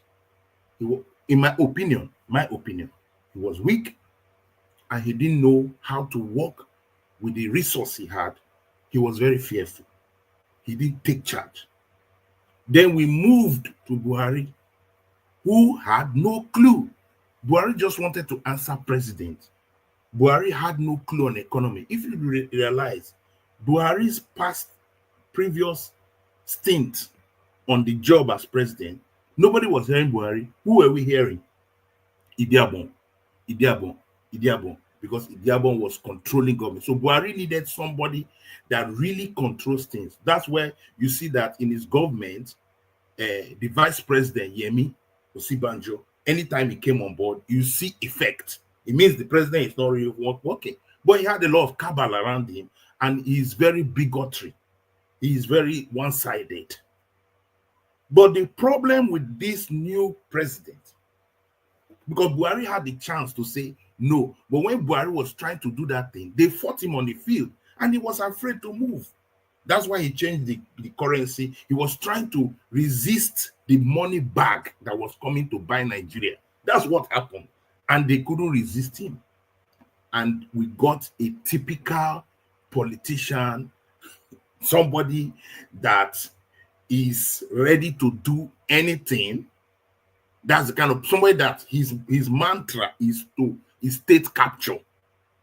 So Nigerians must realize that we are dealing with somebody that he has captured state. What Agbaribe is telling you is that he doesn't need the National Assembly, everybody. No, all he needs is the guy in the House of Rep, the Speaker, and the Senate President. Do my bidding. This is what I want. Just do it. They don't need to pass through anything. When he wanted to change national anthem, did he talk to you? He's not talking to us because he understands state capture. He has done it in a state. He has perfected the art. So he's taking it to a big. So the question now for Nigerians to ask is, what will we do? Like I said yesterday, it has been bought. We are now squatters. We are now squatters in our country. We must realize our position now that actually we are squatting. So since we are squatters, how do we reclaim our inheritance as nation groups in this nation called Nigeria? How do we reclaim it? We must now sit down and say, okay, sometimes when you have situation like this, desperate situation calls for desperate measures. In my opinion, this is a desperate situation. So it's not about PDP, it's not about LP, it's not about that. You have to move beyond that. Say, now, how can we coalesce all the Showorers, all the OBs, all the Datis? How do we, because we want to win back the nation back to the center. It's not about now I need my LP to win. No, let's forget that. Because now we are facing complete hijack of every system. It's not just one system. This man is like, he has hijacked every system. He's bought it with a price. So that should be the new thing. How do we think of winning this back? Because if you see now, the other day, Houdenyi talked about him being an asset. Every day he's going to France to talk with Macron. That's where the meetings are held. And we are for sale. Oh, God. Nigeria currently is now for sale.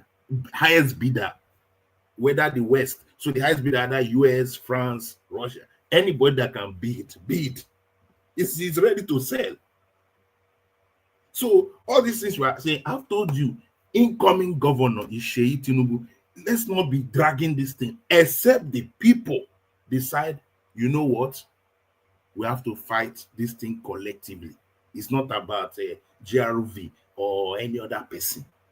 This one now, they are telling people that we have kept people in this bondage. You will stay, you pass quarters. Imagine Sheyi Tinubu governor. You know his next level threat. Because nothing will happen. It's same. All right.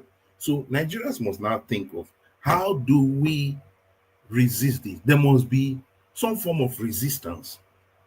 And that's why you see people like Agbaribe coming, because then those Agbaribe guys are political senators. They understand Senate life. But yeah, like so to that, right? Sorry, see, since you mentioned that, you brought up, you said that Agbaribe, but I'm disappointed in him. I am. Because why am I disappointed in him? He's been in the Senate. Yeah. He's been in the Senate. So what have they been doing? Why haven't they been, coming out and shouting about this thing? Wait, even during Peter Obi's election and all of that. No. Do you know that Abaribe? Okay, let me bring Abaribe himself. Abaribe left. Abaribe was Senate minority leader in the last Senate, all right, under PDP. He has always been in PDP. Then he moved from PDP to one other party, I think ABGA, because he had issues in PDP with the PDP hegemony and all that, with weakest problems. But Abaribe was able to survive the labor onslaught that came through Abia State.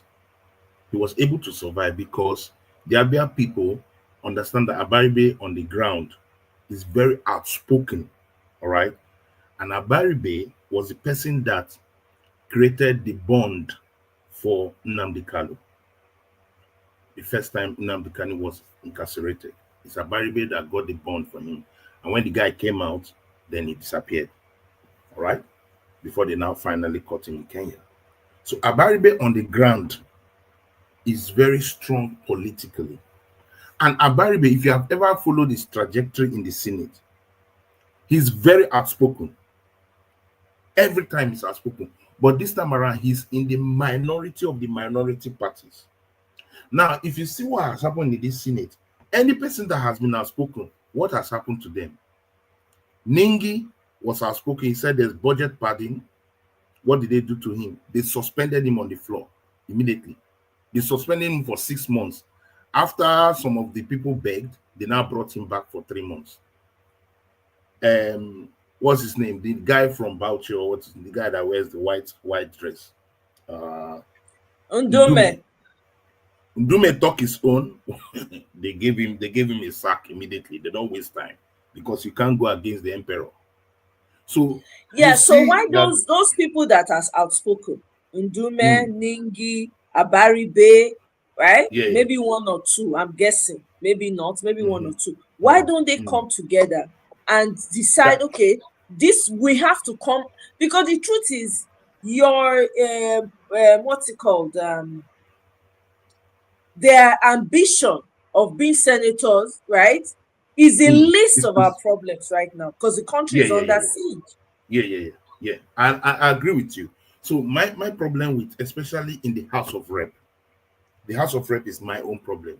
Because if you count the numbers, because politics is a number game, if you count the numbers in the House of Rep, the opposition, if they come together, opposition parties, LP, PDP, ABGA, and the other little parties in the House of Rep, if they come together, they will overwhelm the APC because they have the numbers.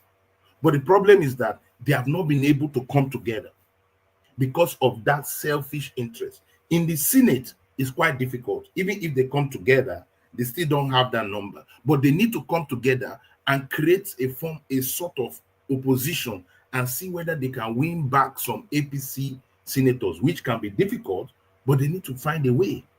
But like I said, at the bottom line, all these senators, and they are very, very self-centered people, predominantly 90 to 95% of them are self-centered. So if we're expecting any resistance, which should have been the greatest resistance to an executive government, is from the House of Rep and the Senate. Even in America, any person that wants to resist the president, that's why the presidents want to win both houses, because if you win both houses, you have a chance of moving your things forward. But the problem is that in Nigeria, the opposition in the House of Rep is non-existent, because they are getting all the goodies. They are taking all the goodies, all the cars, everything. They are giving all these guys things. But they are now seeing that they are irrelevant. They've sold themselves already. So as it stands now, the only hope for some of us that know that 2027 will come by the grace of God, and if nothing drastic happens, there will be an election or a selection that's been bought. What will happen? What will happen if people come out and vote? The South, I know, will be docile. That's a given. The only people that will not allow anything is the North. Now, what will be the coalition? What will the coalition look like? Because the truth is this: You may not like it, and I don't like it, but there needs to be a coalition. Without a coalition, forget it. Without any coalition, because at this time, we're not dealing with a docile president. We're not dealing with a president that doesn't know politics. No, no, no, no. We are dealing with somebody that understands the game inside out. And that's why he's creating crisis in the two political parties that he sees as a threat. He's going to create that crisis till 2027. There will be crisis. So let's not even beat about the bush. But the people that are the leaders of those parties, or the top names in those parties, the articles, the OBs, and all that, and the Kwakwansos, they need to leave themselves and come out and say, how do we save this country? If not, it's a one-party state that we're running. And that is just the truth. So this is my own take in terms of this. So it's not about 5,500. No, no, no, no. We have passed that stage. That stage is gone. Because all those men you are talking, Atiku, they have the money. They have the money. We saw what this guy was saying about, this the guy that contested in PDP, the media guy. What's his name? He said they are paying $30,000 per delegate. That's Atiku now. Is that not Abati? You mean no, Abati? Not Abati? No. There was this media guy. He does ovation listing. Dele Momodu. Dele Momodu. He was saying it now that they paid $30,000 per delegate, $30,000 per delegate. That's crazy. That is crazy. Times 700. They were 754. 754. Somebody paid 30,000 per delegate. You understand what we're talking about? So if it's about money, the investment, then imagine how much was invested in the APC. That's why Nigeria was bought.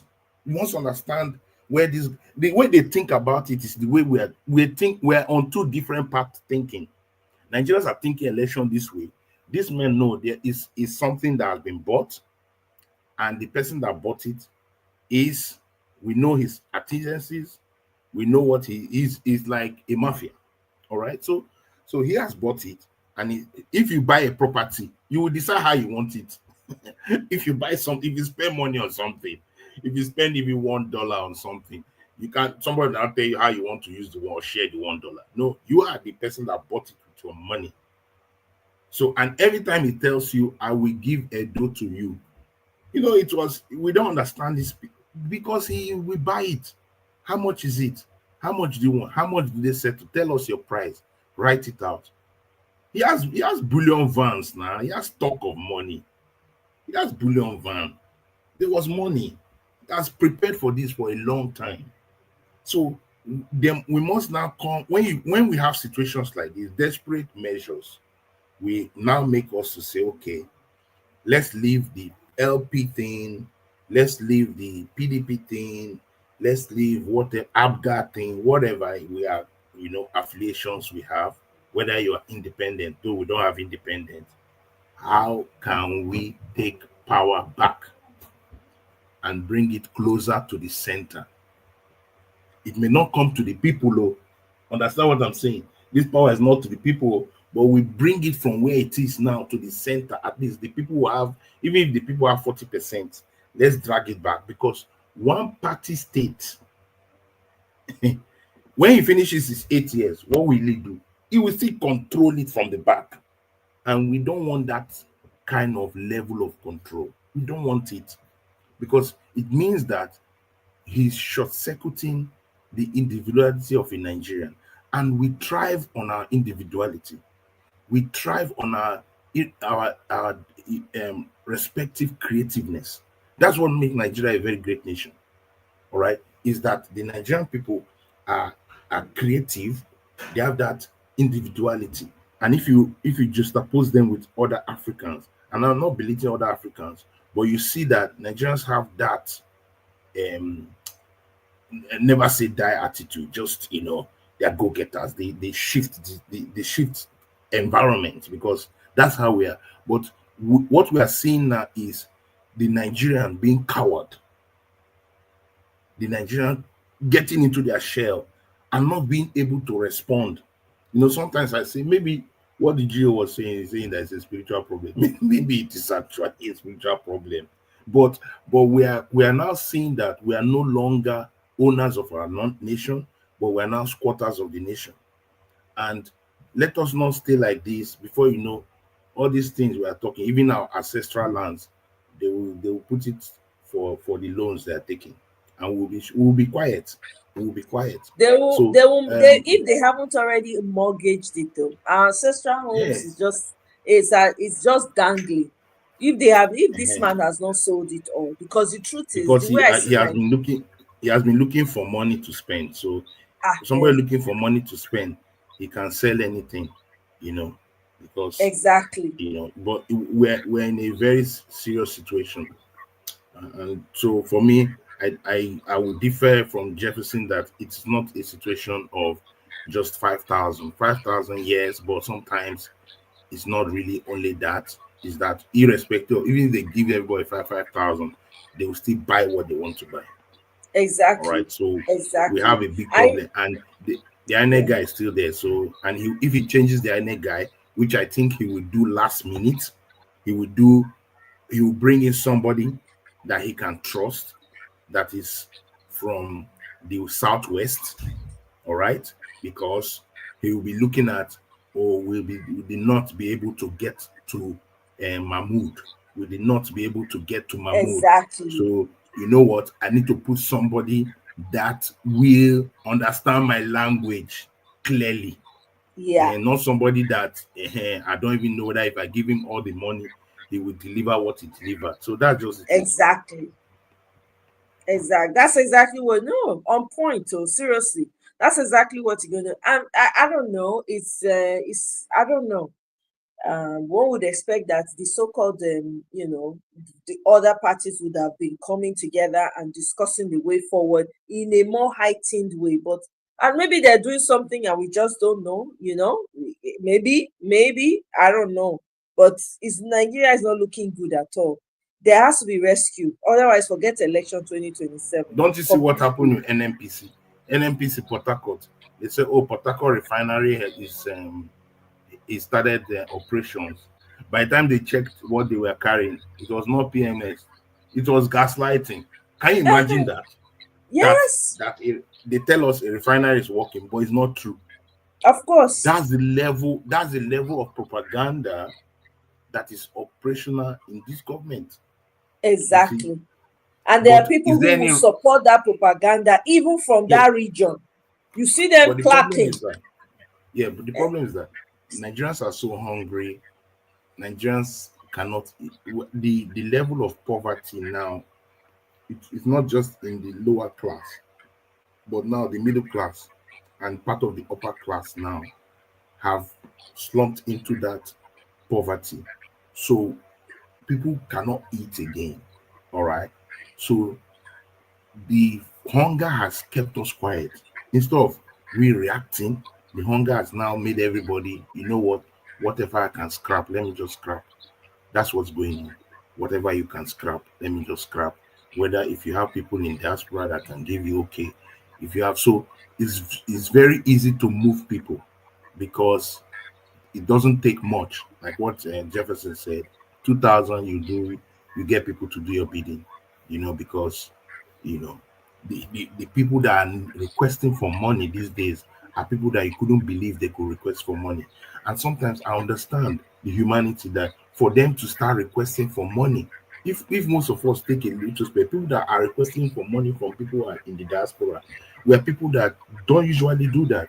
They could manage whatever they were getting in Nigeria, but the envelope is now large. If you are supporting 5 people, it's like you're supporting 15 now. All right, Mm-hmm. so that is the reality. That's the reality, and that whole demograph is quiet. Nobody can react. Nobody can react because if you react, either your business is shut down, everything is shut down. Nobody can react. So everybody is like, you know what? Let's just maintain. But we are just maintaining and hoping that one magical wand will happen. There's no magical wand that will happen, unfortunately. There's no magical wand that will happen, except the Nigerians decide and say, you know what? we will take back our country. And we need to coalesce to take back our country. Not all this Yeah, little bickering we're bickering. exactly. INEC should be centralized if we don't want what happening. Almost What does it mean by centralized? It's already a INEC. centralized place. INEC is already Okay. centralized by law. So when you Except say it said centralized, what do you decentralized. mean? Wow. So, but the thing is, even with decentralization, it's still in the hands of one person. We don't understand who is central. When we say Decentralized. She INEC said should, she meant decentralized. decentralized. Okay, Yeah. who will do it? The person that does that is the president. Tinubu will not do anything that will disadvantage him. Exactly. The man. That should be when people are saying this thing, they should know that the man does. Okay, before the 2023 election, what did he? There's something he said. People didn't understand what he was trying to do. He said that, oh, you need to do a new card. You need to do a new card. Then INEC had to tell him, no. Your previous card that you have is what you will use, because he's thinking of how much can I get this system into my play. That's why there cannot be diaspora voting, because he knows the diaspora will go against him and he cannot control those results. That's why there's a lot he cannot. So INEC will not be unbundled. They will not unbundle INEC, although there's a proposal to unbundle INEC to different things. But for me, I don't think it's even necessary. You can unbundle certain parts and give it to organizations to run, especially logistic companies to run the logistic aspects, and give it to different kind of companies that can produce the cards and distribute it correctly. And then the INEC people just do the counting, and even the counting can be done. We don't need a compilation center. We don't need all that. That's all rubbish. But he's not going to remove that, because he has used the courts, he has weaponized the courts against the Constitution. And that is what Dati was shouting. He has weaponized the courts against the Constitution. So the Constitution now we have means that we don't have 36 states, but we have 37 states. That thing by the Supreme Court means Abuja now is a confirmed state. So when you are saying 36 states, no. The and is not recognized. The and is an aberration based on what the Supreme Court has declared. So that means we are fighting for 37 states. So if you win Abuja, you don't win Abuja, is irrelevant as per the court. 2, it is the discretion, because we have the electoral law, but we also have electoral guidelines. And this is the thing that confuses Nigeria. There's the electoral law, there's the guideline. In the guideline, INEC has the discretion to use whatever it wants to use. But that has not been imputed in the law. So IREF is not in the law. It's a discretion of INEC. So INEC can now tell you, you know what, that day there was snow falling in Nigeria and the IREF did not work. So that's it. That's that word discretion is the word they used to overturn results that were supposed to be posted. So it's in the discretion of INEC. If they don't want to post results on IREF, you cannot hold them. They can tell you want to give you paper results. So we must understand what we are facing. Let's not these things. I've told people, go and check this result. It is from there you will now start saying, okay, how do we mitigate this thing? It's like a risk analysis. You check it. Okay, this is what they have said. This is what they will say. How do we mitigate it? How does the opposition come together and really mitigate it? Talking, shouting, for me, I think that time is over. We must see the clear danger, see what we are facing, and then find solution. If by next 1 year we cannot find solution, then we should just accept him to continue the next 4 years. There's no, why are we going to be going far wide? That's my own, because I think like that. Unfortunately, I may be saying things that people say, oh, why is he talking like that? Don't you like Peter Obi? No, I love Peter Obi. I wish he can be president. But we have to look at the reality on the ground. The reality on the ground is what it is. And then you have to analyze and say, okay, how can we stop this? Is it possible to mitigate? How much can we mitigate? Mr. Bigboy, is that you? But Maybe he's trying to. I want to understand something here. Someone said, what is it? Labour Party is a okay. Maybe it depends on the scenario in terms of Yeah, the it's me. political gloomless. Okay. If in All terms of right. the gloom, Let I him can quickly agree. finish and then I'll come to you, Mr. Bigboy. Go ahead. So even in terms of the gloom of where they are, where they were before, and where they are going right now, well, I can agree with you to some extent. Yeah. So because I saw the Mirage thing, I was like, is it that there's no hope again? Well, it depends on how we see it anyway. Well, I believe if we still give, we can still work with P2B. Anything anybody I'm wants not to saying up to them. Jefferson. I'm not saying that there's We can still work with him. Yes. Wait, I'm not saying that there's no hope. All I'm saying is that we must understand the threats or the realistic thing on the ground. We must understand what is on the ground, the political map on the ground. And then we must is it the political map of wait, hold on, bro. Sorry, don't be offended. I have to interrupt you. Is it the political map of Mr. Jefferson, before we do that, please, I need to give Mr. Bigboy a time to talk because he's at work. So please, let's hold your thoughts. We'll come back to that because that's actually great conversation. You and Sid, please, let's hold your thought. Let's hear from Mr. Bigboy. Mr. Bigboy, greetings, good evening, good morning, good afternoon, whatever time it is over here. And yeah, good thank evening, you for everybody. joining us again I today. so much enjoy your this episode. You see, like the previous speaker was saying, it is good, for the political parties to come together, but before they come together, they need to do or if that is what you mean by them coming together, they need to change the way we do our elections. Without changing that, there's nothing. If they like, let them even gather other political parties from other African countries. They can't do this.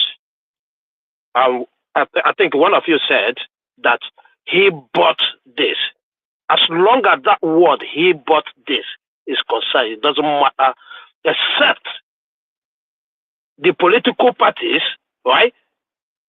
They're gonna behave exactly the same way the APC behaved 2015, including, I repeat, including putting their lives online. Because what APC did 2015, I admire their courage. Maybe many people will misunderstand me, but what I mean by I admire their courage is this. During that time, people were so,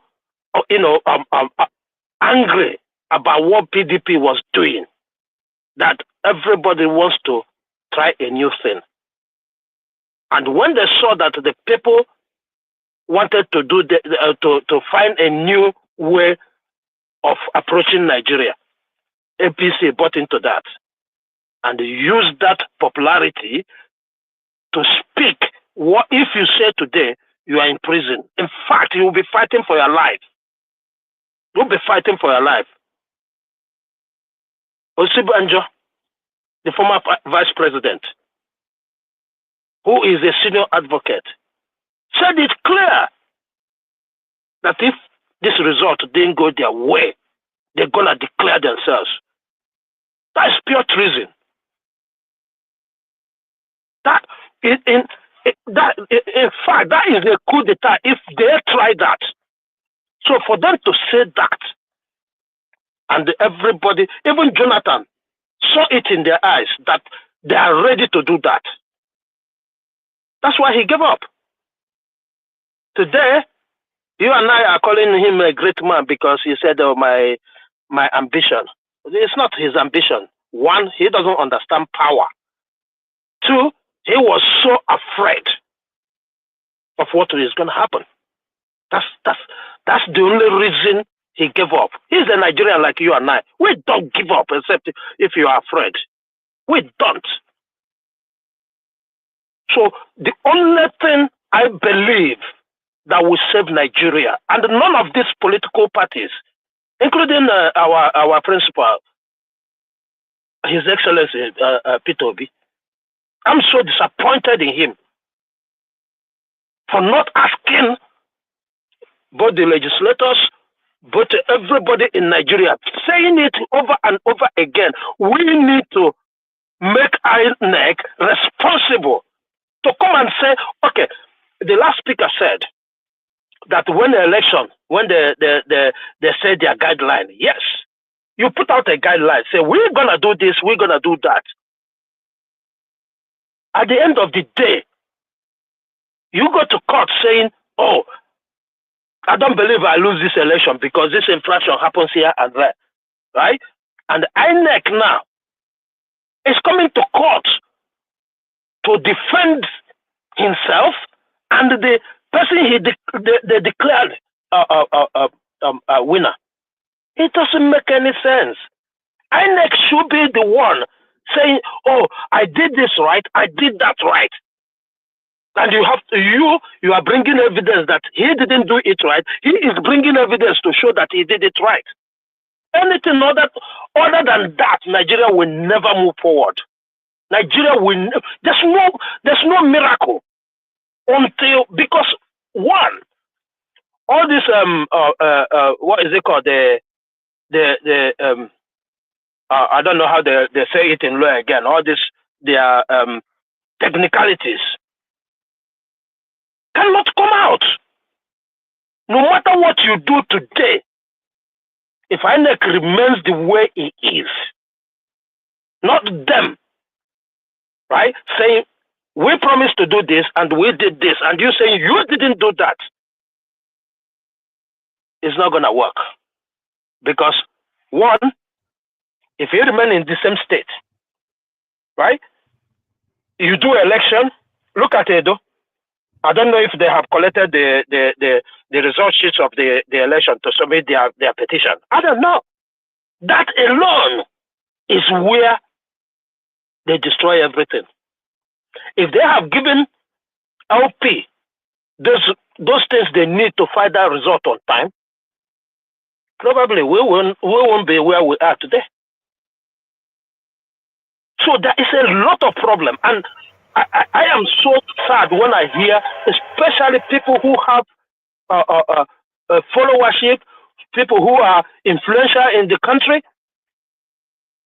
saying not any other thing other than reforming the electoral or INEC or electoral system. I don't know how to say it, but the only thing, until we get INEC to defend their actions, there's no way. As Nigerian, we will always find a way to get out of it if INEC remain the same.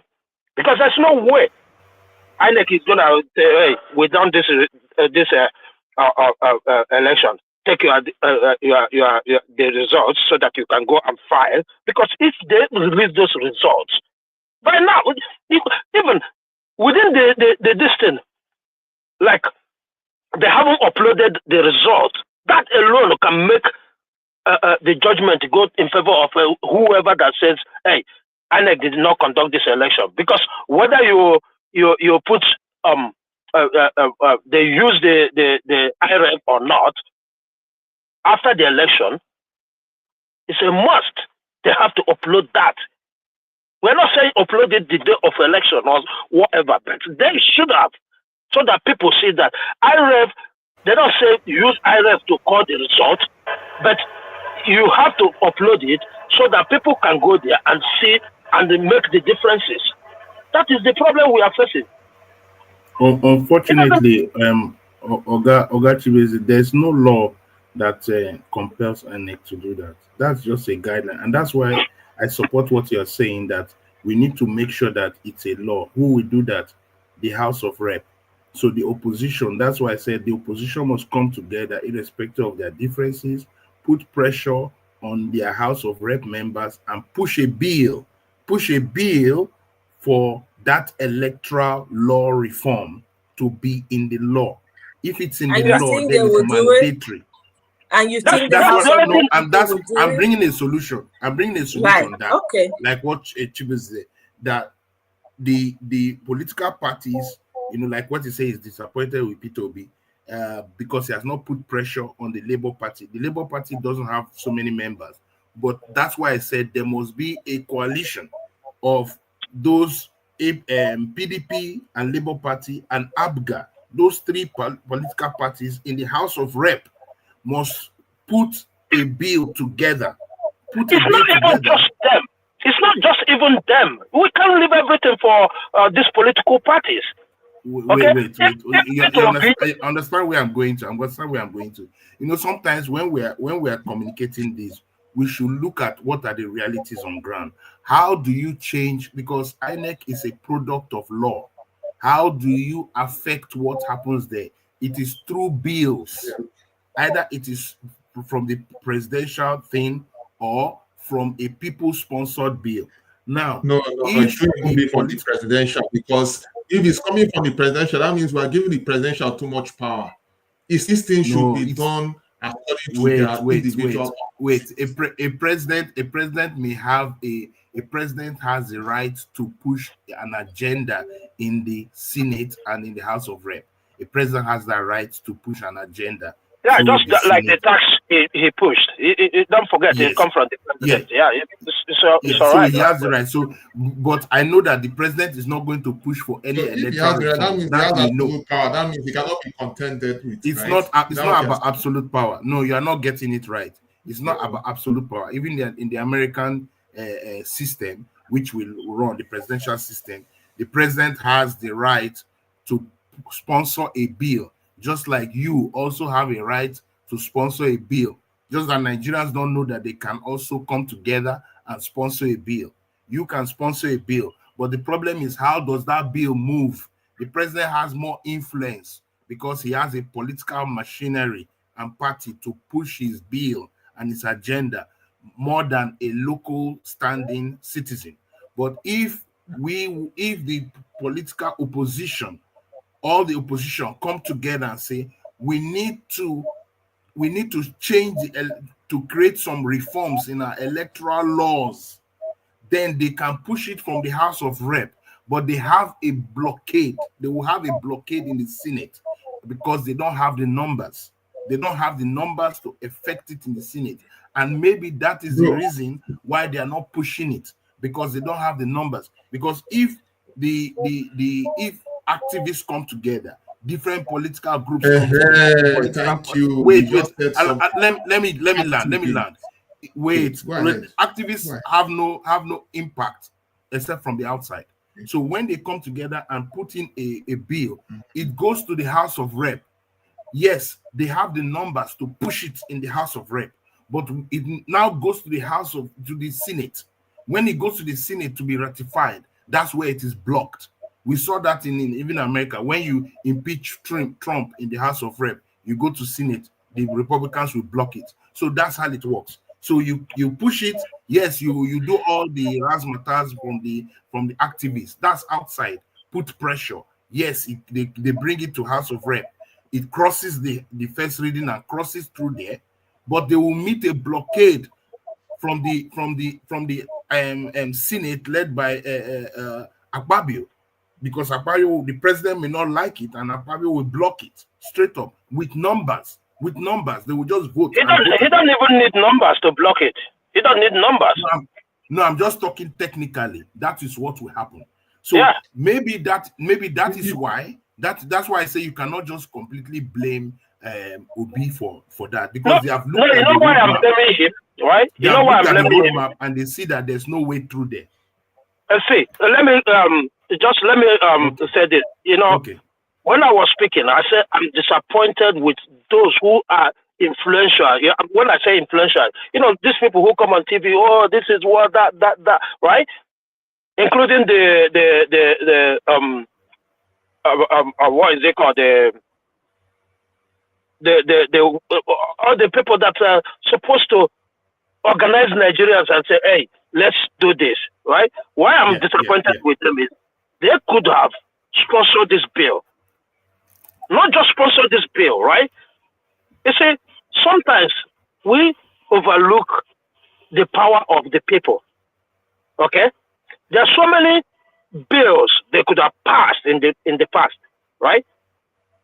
But because people reacted when they come to public hearing, right? Yeah. And we don't, like Ruga, for instance, right? Yeah. You see, Yeah. they are afraid, including the legislators, the upper and the lower legislative arm, right? This is why I said I am disappointed with Obi, because all the distance Obi have been doing, right? If Obi, when he come on space and start to tell people about this is what we need. Leverage on public opinion. Yes. Leverage on public opinion. Exactly. If you leverage on public opinion, then there's that pressure. That's what happened to Buhari for him to sign the last electoral bill. The leverage on public opinion. Exactly. Good and fine. Now, I want to give you an example. Wait, I want to give you an example. I want to give you a latest example. A latest example was the bill that was proposed by Ikenga Ugochinyere.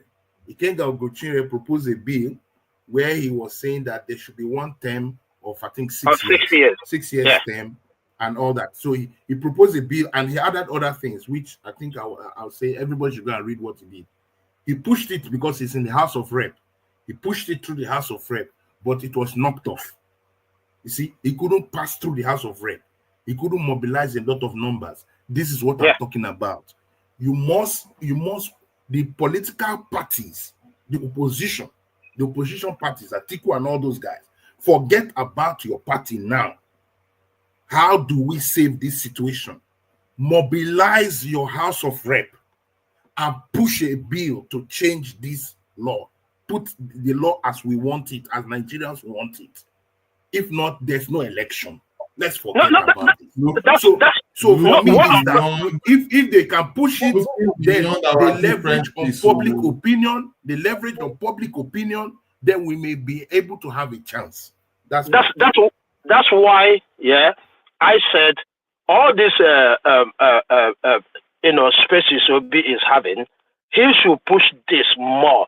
Talk to the people more, because you see, if these political parties they gather, just like you emphasize, right, come together, make this thing. If it goes to the Senate, they will just quench it within 1 second. But when they know that this is popular, when it becomes popular, that look, the people are asking us to do this, or else we're not going to have the election. When the people understand that the only way to get out of this is to make sure we reform our electoral laws, which is not just reform, is what we say, put in there. Go and check how you're going to put it, but you see, one of them is INEC must. When I say must, I mean it. They must be held responsible. How did you run this election? Including the money we give you to run election. You must be accountable. All these are the things that, look, where in the world can this happen? That somebody spent over 400, just 1 second please, over 400 billion, right? And told us that there was a glitch. Till date, no investigation about that glitch. Do you know what is 400 billion? No investigation about that glitch. The police is not there. If that happens in America, the FBI must investigate that. If that happens here, that's where you are not understanding the bigger politics. Who gave that money? Have you asked? Have you traced the money? Hang on, please. Right? I am saying, on a normal day-to-day dealings. I'm not talking about Nigeria. I'm saying, do you understand what it means that there's a glitch on a national election? That's a big crime. The highest police in the land should. You don't need to invite them. They should be out there, right? Seeking what happened. and why it happened. Good, but the people There's that no two ways donated about that it. money and the people that donated that money, were mostly the European Union. All right. No, I'm not saying, no. You are getting me wrong. Wait. Allow me land. No, you are getting me wrong. Let me explain myself. I'm not saying, yeah, that the Europeans should come and do this for us. I am saying, yeah, it doesn't matter who bring that money. It is in the name of Nigeria. And you are giving this money, you are accountable to the public. We don't know how that money come about. But as long as we give it to our election, right, it is assumed it is taxpayers' money. Okay? But I don't know how we trust our police. I mean, a police that we have not trusted for many years in this country. No. I'm saying in a normal class. Yes, right? That's in a normal class, that client. should be. Yeah. And that's why I said they should make it compulsory that after an election, INEC was supposed to, within 6 months, right, give us a breakdown of whatever happened in that election, and people ask questions. And that's why I find our journalists, as you say, our journalists, they are journalists, the lawyers, right? These two group of people, they let Nigerians down. They've been bought. All of them should hide their heads. They have been bought and they are threatened. Their licenses are usually threatened. You understand me? That's what is going on. Nigeria is bought. Now let me answer that question that you mentioned. You know, this current electoral reforms, that electoral act that we're using was enacted by Buhari, but it was not the time it started. When they started it, the first tenure of Buhari, when it came to Buhari, Buhari refused to push it. He said he would deal with it. The reforms was actually done in Jonathan's last tenure. He now came to Buhari's seat. Buhari left it because he didn't want it to affect his second term engagement. He brought it after his second term. So do you think that Tinubu will want to allow any kind of reforms, even if let's for argument's sake, let's say we do all you have said, they push it, it goes to the House of Rep, it goes to the House of Senate, it comes to the president's seat for him to assent. Do you think that Tinubu will assent such a change? No, is the answer. And he has executive powers to do that, unfortunately. So we must look at all the methods.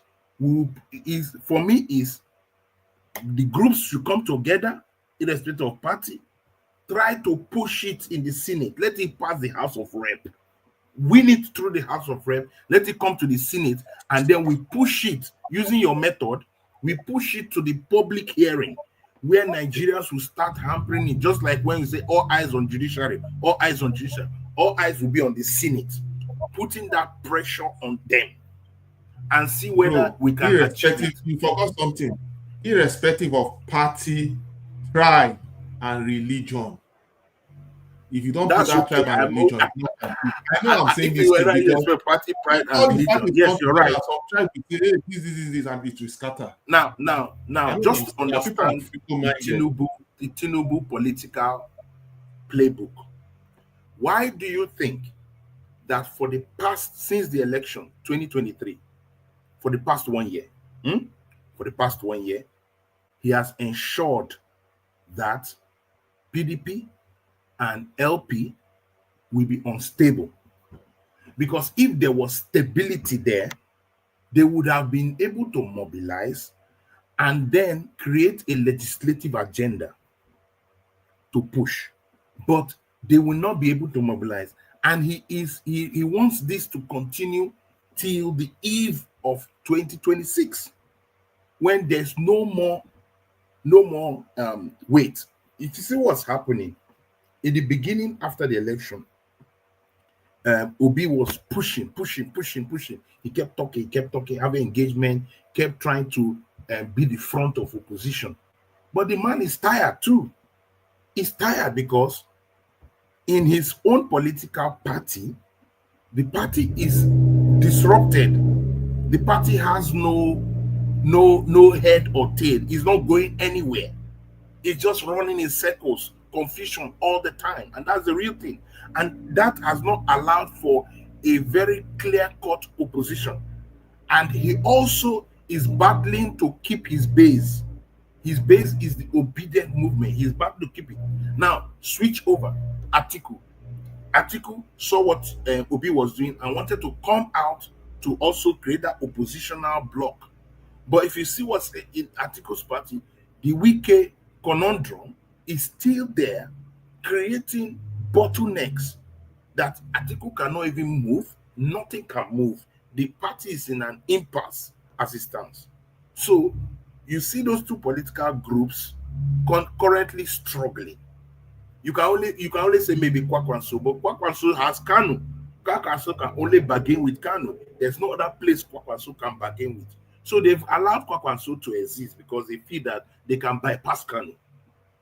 So we will see that at the end of the day, these three big political bigwigs, whether we like them or not, whether we are affiliated to their party, whether we like their politics, Atiku, Kwakwanso, and Obi, nobody can discredit that they don't have a movement. Nobody. Let's forget about this thing. These are the three prominent opposition leaders against the Tinubu group. So how can these three people sit down and say, okay, we have our own political leanings, but we are seeing a bigger problem here, that nobody will have a voice in the next coming years of this country. How do we save this nation? That must be the discussion now. You know, that is just like the discussion to get independence. You must sit down and now discuss, okay, we have our own stake, we want our own stake. Can we genuinely sit down? And that is my problem. I don't think it's going to be easy for them to do that. I don't think, because all of them are big personalities. It's going to be, they have teaming groups, the obedient group, the articulated group, and the Kwakwansia movement. These are big groups. How are they going to communicate to their groups that they will coalesce? They will come into a system where they can push a clear agenda for the Nigerian people. But we in those groups must also have a large mind. We must have that large mind that, okay, if P2B has to coalesce, are we going to be comfortable about it? We must see those situations. So these are the questions we must ask in different. There's no one route to save this situation, but we must see that there's a clear situation. We all are in one party, and that party is the party of Nigerians that are the suffering lot. So there are only two parties here: the suffering Nigerians and these other political bourgeois. So we need to understand that Showore, I know Showore, he wants to push this utopian style, against corruption and all that. Is great, but you must win the nation first, in my opinion, which I don't think Showore will buy because he's radical, and I admire him for his radicality and thing, which is very important in the country. But does he have the voting power? I don't think he does. Personally, I don't think he does. And so he must realize this and say, okay, how do we win the country? I think I dropped my case here. But Shawari people would not accept that. They strongly believe that he is the man, and all of that. Well, having said that too, though, I think at this time, two things can happen at the same time. This idea of pushing that bill in the House of Rep that Mr. Obibueze was referring to, that Peter Obi should echo it even more when he has the opportunity, in front of the cameras, because he has such a huge following. I actually agree with that. Okay. And then while doing that, they too on their own should come together, put their differences together. Peter Obi is I'm sure Peter Obi, he's ready. As long as he's going to move Nigeria forward, he's ready to have conversation and talk about how to do it with anybody. But the question is, are the others just as ready as him, are they willing to put aside their egos? Because that's what I see Not sure. playing out here. You know, the likes Yes, of and that is Shore. I mean, I'm sure you saw the podcast when you went on the Nedu's podcast. I mean, you heard him. Honey Bun. I was the one that did this. I was like, he was comparing himself, which doesn't make sense. And It doesn't. yes, and I also agree that we cannot use the same method that we used in 2023 of Peter Obi saying, no, let's go for the election, knowing that everything is flawed. Seeing all of this now, right? And people cannot see all of this and then show up again 2027. And then when it happens, they tell you to go to the same court that they've already bought. And they position judges strategically for us to go to. It's not going to happen. So on that note, I would say Peter Obi should sit it out. I agree with that. Because what needs to happen now is for everybody to come together and figure out a way out of this mess. We need to do that first, because anything else is not going to make sense. If they're able to push a bill in the House of Rep and is able to get through such that we have the electoral laws are being fixed, you know, everything that needs to be put in place has been put in place, so that, and also push that it shouldn't be up to the president to choose the INEC chairman. The next person should not come by appointment from the president.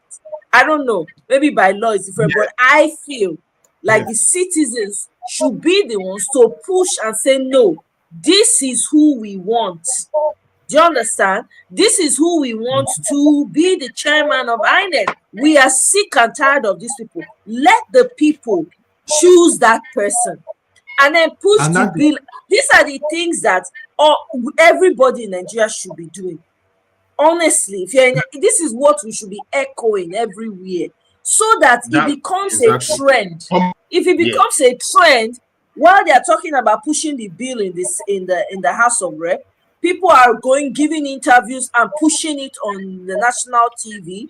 Also, while they're doing that, we're also talking about coming together to make sure that everything, and then we're also talking about getting the citizens to decide who the chairman of INEC should be. This is what our voices should be loud on. Exactly. If there's going to be any semblance of change, go ahead. Sorry, Omoye, I have to interrupt there. Yeah, you are talking about citizens being engaged. In addition to citizens being engaged, all these I don't know what to call them, all these our student union or the National Association of Students, what is it, Nigerian Leave those ones Association now. Those ones have been bought, man. and some of all these bodies that stand for the youth, if they are compromised, I think they need to be brought down and get someone who will speak for their cause. Who will bring them down now? That's the question. Oga Jefferson, I want to ask a question. Oga Jefferson, have you been to Nigeria recently? I'm just asking that question. Like, what kind of question? It's like you don't don't this question. It's because remember I asked you the same question yesterday. The question is that you talk as if you are living somewhere that is. I'm currently in Nigeria, so what happened? Is there a problem with that? No. Wait. You are saying students, like, okay, did you go to university in Nigeria? I schooled in Nigeria, yes. Okay, please don't mind me. I'm not trying to embarrass you or anything, but I'm just saying that you see how SUG is, Student Union Government. Yes, they behave like our political fathers. Don't worry. I know National Association of Nigerian Students, NANS. Okay, that's supposed to be the representative body of all Nigerian students. Now the question is, who will bring them down? Because you are saying something that, we need to bring that. How? You need to tell us the how. Because it's not like that, as you are saying, somebody will just go and form his own organization. It doesn't work like that. Because all these things you see are set up by government to control the narrative, especially for students. It's not NANS that came out and said that they should not do the 10 days of rage from October 1st. It was NANS. So what does that tell you? It tells you one thing, that that there's a strength there, even though they are using it in the negative. Yeah, but there's no It is way a to strength. bring So it my down. question is, how do we There's, turn that strength for our we for our must advantage? leverage. Good. Now we must leverage on where the young people have power, and that is on these pages, the YouTube pages and the Twitter pages, where the young people have had enormous strength. All right, where they say it's 4 people tweeting in a room. That we must leverage on, and we have done it when there was all eyes on judiciary. Everybody, the judiciary was in panic. That's why they couldn't show them faces. When you now start saying hashtag electoral reforms, and you push that agenda, you strengthen that agenda, then it will now create that movement, that consciousness, that even the politicians will say, what is happening? Why are they saying hashtag electoral reform? They will start talking about it. Then it will now push the narrative. It is that thought force that cannot be caged, that we have to do that from our little corners, and then our voices will become a massive ocean. But if you are looking for a body, NSAS was not, there was no body that said this is NSAS body. It was now organic. So we must leverage on that and spontaneity and organic nature, even with social media, to drive the narrative and then force their hand to begin to discuss what we want them to discuss. But if you realize, after the all eyes on judiciary, there has not been any other campaign with the energy that will now force them into a kind of pressure that, oh, everybody's looking at us, so everyone is looking at us. So we need to think like that, because if we are thinking conventional, oh, a group, we should shut down this group. No, it's a waste of time. Let's not put energies in those kind of things. Bro. Yeah. Look, NSAS thing was a good initiative, but as usual, it was kind of brought down. They made an impact, yes. The impact in terms of letting their minds known what needs to be done. That one happened, right? They were supposed to have listened to the demands, but of course, you know, our country now, they had their way. People were killed, they were dispersed, and that one went. The spirits of Nigerians were broken. That's the first scenario. Of course, second scenario has to do with this 2023 election, the outcome of it. So you see, that we have two scenarios now, right? The judiciary, the all eyes on the judiciary hit their face and all that. So it's more or less like the politicians, in as much as we are throwing our arrows, they feel to seem they have the higher say. And at the same time, they feel they have the higher say, people's spirits are being broken as well. Don't forget that. So the question is, how do we revive that spirit? And then the last one that happened is August, what do you call it? Yeah, but we keep going. We keep going. We cannot keep. Okay, look at Omoye says, many times Omoye has said, oh, you know what? I'm just tired of this Nigerian thing. I'm shutting down, okay, for our mental health, for just everything.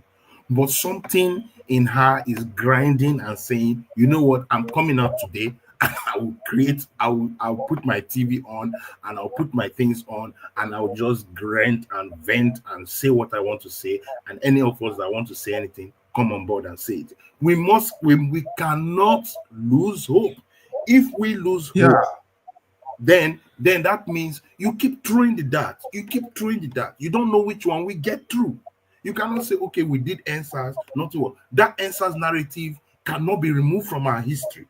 We have done it and people stood tall. So we pushed again from NSAS. We went to 2023 election to actually consolidate NSAS. And actually, we won the elections. But these people robbed us again. And we pushed pressure on judiciary that they are all going into hiding. Today, judges don't come out again to be looking at their face because they know the people are vexed. Even the lawyers, some people don't even say that they're lawyers. But you know the funny thing, they are very they are judicial, they are very dumb, because no matter how they want to hide their faces, where I'm going to with this is that the verdict is not written in documents. Like this. Yes. Yeah, This very Jefferson, happen. can That's you very let Seed, sorry, can you What, let Seed, Jefferson, can you hear me? Can you let Seed land his point before, when you what come I'm in like saying that, it is kind that of cuts it off, I So what I'm let him saying understand is land and that then you come in so that for the flow, for the listeners' okay, no pleasure as well. problem. No problem. Yeah, what I'm that's saying all. is that we cannot lose hope. We must keep trying and trying and trying. You know the story of the Trojan horse. They kept trying to break through, kept trying to break through, but there was a lot of resistance until they moved in with the Trojan horse, and then they broke in from inside. So it must be we keep trying. Okay, we try from the outside, we try from the inside. Can we try from the inside? How will the political parties begin to push something from the inside?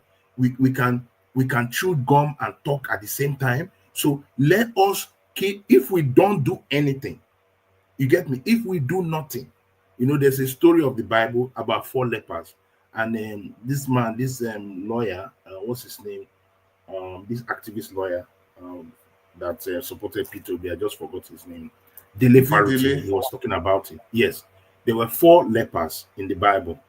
All right, they were outside the city. In the city, there was famine. They say, if we go into the city, look, we will die. There's no food. But let us go into the camp of the enemy.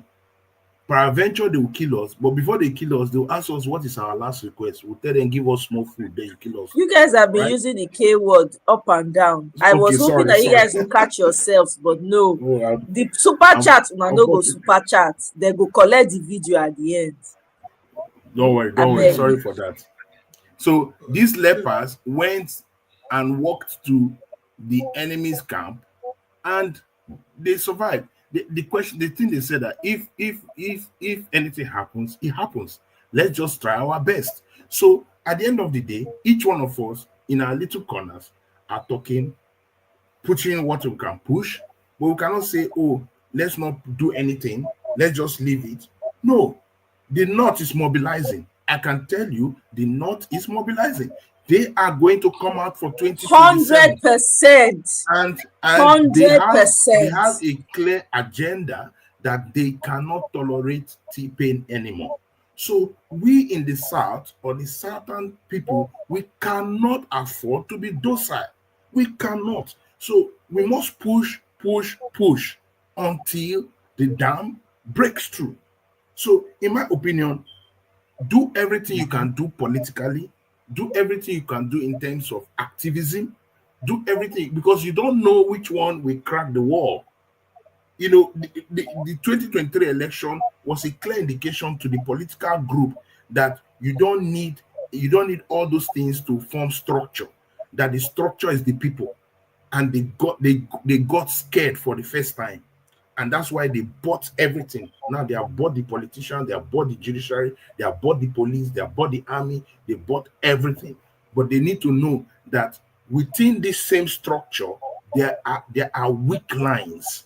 And for us, we must start thinking, where are the weak lines in their own structure that we can push through, and the bank will break through. There must be weak lines. They are not they are human beings. There will be blind spots. It's not everything that they cover. Yes, oh yeah, strategies, all that, but there can be blind spots. There are people even in APC that are not happy with the current government. So how can we capitalize on that? Exactly. That's what people must be thinking. Uh, For me, is if we are not thinking exactly. like that, then we're just going in the same flow. Then come 2027, we'll repeat the same thing. We'll start quarreling, talking, oh, this one, that one. No, this is a time when we need to put pressure on Peter Obi, put pressure on all these guys. Get your acts together. Get your acts together. I've been saying this thing since. Look at the electoral law. How can we break that through? If not, we're just talking. Look at in the Senate, nothing is happening. Everything is quiet. Everything is quiet in the Senate. Like they are not feeling any pressure, nothing. No pressure from Nigerians. No Or even pressure. within the, No yeah, speaking nothing. of weak lines, even within the Senate, can you remember this senator from Kogi State? What's her name? Is it Napoti? I forgot her name. Is it Napoti or so? Natasha Right? Apoti. Natasha, yes. Remember how Kogi State governor was fighting that the election won't go their way. He went for the first time, went and carry bulldozer and scatter the whole road simply because of political ambition and all that. So I have some kind of good news from her part. She's one. I saw some of the work she's doing as a senator. Go just, if you can check it online, you see it for yourself, how she's actually like impacting on her representative. Something worthwhile that even some other senators find it difficult to do. But I'm not here to really talk about what she's doing per se. But I'm saying that people like that who have that kind of heart to do something great, those are the kind of people we could work with. I'm not saying I don't know what her mindset is, but I'm not even guaranteed that she's going to really agree to work with the people. But you only work with people like that have, it's not just her. Okay, imagine working with her, Baribe, who wants something better, and some other politicians, and like you said, all the what do you call it, the opposition. Imagine work with all of those guys and be able to go through those, and we call them the weak spots, right? We work with them and reverse engineer all these things that they are doing. We could actually have something different could happen. I You're don't know if you get what I'm actually trying to right, say, because Jefferson. You're actually you're spot on with that.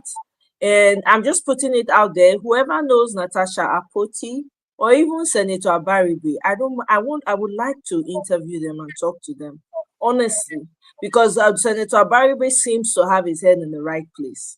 And you can see the pain in him as he talks. I really like to talk to him. And I really like to have a sit down with Senator Apoti. If anybody knows them, if you have access to them, please, I beg, you people should invite them to my channel too. I know say I don't have millions of subscribers, but they should come. We're part of the people too, right? And come and talk to us. We want to know how it really works within that Senate, how things can be done, what we can do. I'm impressed by Senator Apoti, to be honest with you. I really am highly impressed by her. The work she's doing for her people and the things that she's doing, I'm so impressed. So please, if anybody knows her, I beg, I need to interview her and Senator Abaribe, since he also seems to have it, everybody's, both of them, honestly. Because that's the only way. Even within, and the other caller was saying something about the other guy here was saying something about. I beg go, Jefferson, hold that up. Seed, now you super. Hey, Seed, seed, my bro.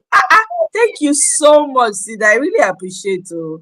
This means a lot, coming from you, Seed. This really means a lot. I feel honored. Thank you so much. I'm encouraged. God go bless you. The pocket when you for take comot am, go ever empty you. You're doing a great job, so well done. Thank you. I really appreciate it. Thank you. Go ahead, Jeff. Yeah. So even with he was saying something about, yes, which is obvious that our T-Pain has bought everyone, bought. But again, too, even if you look at within the security architecture too, it's unfortunate. Of course, within the security architecture, they always obey the last order, which is natural because they want to obey by the dictates of the executive officials and all that. So I just feel that even within them too, it's not all is not really well, and it's going to be. So and those on people that, are really going to. right. So on that, right, the security architect you just talked about right now. Here's the thing: I have a problem with that in the sense that these people are not having it rosy. They are not. Their lives are not. It's not like they're enjoying what's going on in the country. They're having. Matter of fact, I was somewhere. I think I was somewhere on social media, and one of the security people called in, talking about the struggle. They had not paid them salaries. He had to send his kids to school. Didn't have money. Blah blah blah. And Nigerians just got together and gave him and donated money to him. When they started sending him money in his account, he said he has never seen that money in his life before at one time. Like that's his year's salary that the Nigerians gathered and gave to him.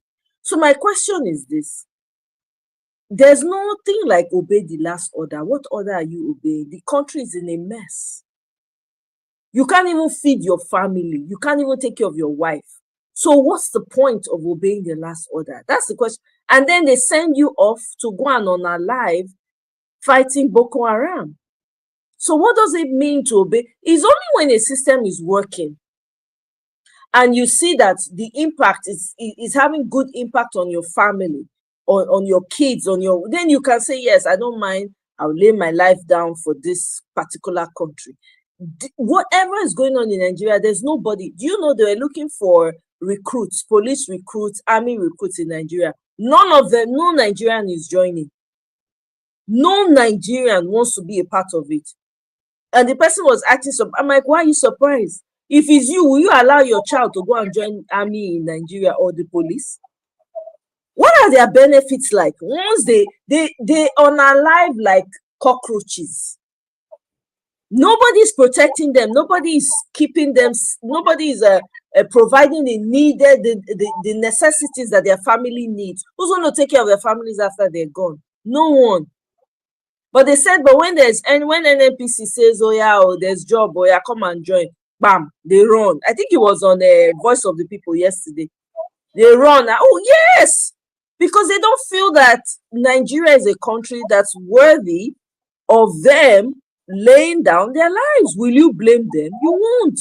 So all that one of no, that's BS. They need to wake up from their slumber. Don't they see how their country is going?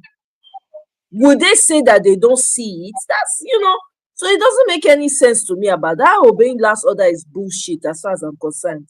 Even their ogas are buying houses all over the world.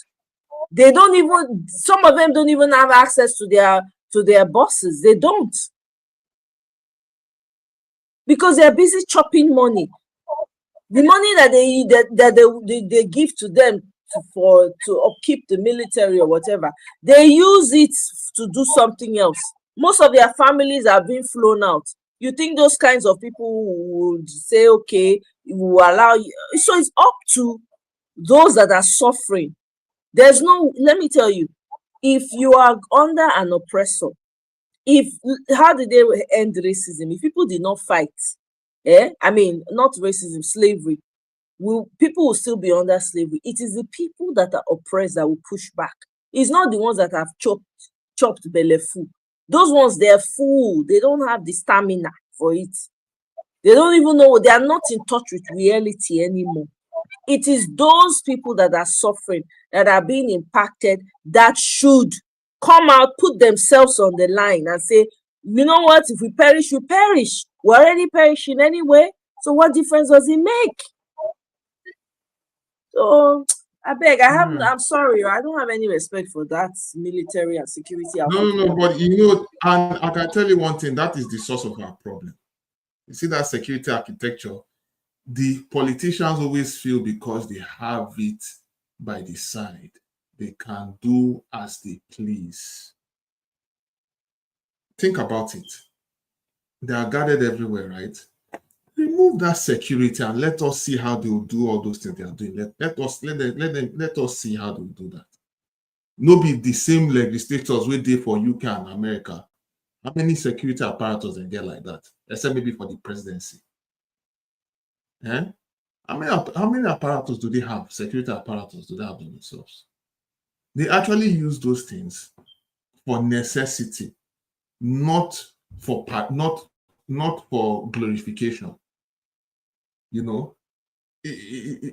And of course, we all know we don't need to go too far. They have so much belief in them. That's why they feel they can behave anyhow they like. They can oppress you at will. But if they remove that security, remove it out. Let us deal one-on-one now. Go into the legislative or go into the executive and and pass law that doesn't make sense. Whether they will last the next hour. They will not. They cannot. They are not even free to move. They can't move freely. You see, and I believe, and I strongly believe that's our major problem. And Nigerians are equally not don't have the same amount of weaponry that they have. Guns are not being legalized and all those things.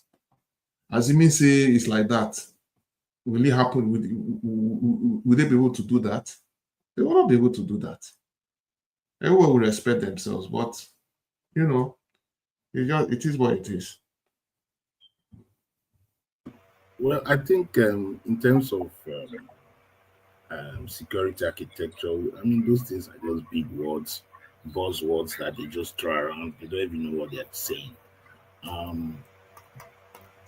I just feel the Nigerian citizen is most times not very aware of our own rights.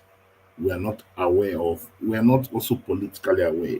It's just recently that most people are becoming politically aware, knowing what is happening, knowing okay, this what is supposed to be, because we're not really politically aware, like maybe the North and the top echelon of the North. So sometimes we take things for granted, and this thing has happened for too long. So now we are just gaining some mileage in political awareness, especially with the event of social media, alternative news. We're now seeing, we're seeing the picture now. We're getting clearer picture of what is going on with our country in terms of even our security, in terms of different things that is ongoing. And so now we're now having the average Nigerian, subscribing to an activist lifestyle, which is okay. These things are wrong. We need to start. Without social media, you won't have people like what's this guy, very dark man. All right, you won't have people like that are beginning to say, you know what, and there are many very dark men. If I use that language, there are so many of Nigerians that are into that space. So it's all about how many of these things can start happening and voice. If you notice now, if anything comes on social media and it's carried, before will you see a politician apologize to a taxi driver that he assaulted? Will he do that? But what happened? A guy assaulted a taxi driver and he had to apologize in the Senate because of the public opinion pressure. And that is what we need to. That's what I'm telling you. When you leverage, even now, there's this army guys that beat up a couple or something because they overtook them in the car and all that. As soon as it goes to social media, what happened? There's pressure on the military to call out those boys.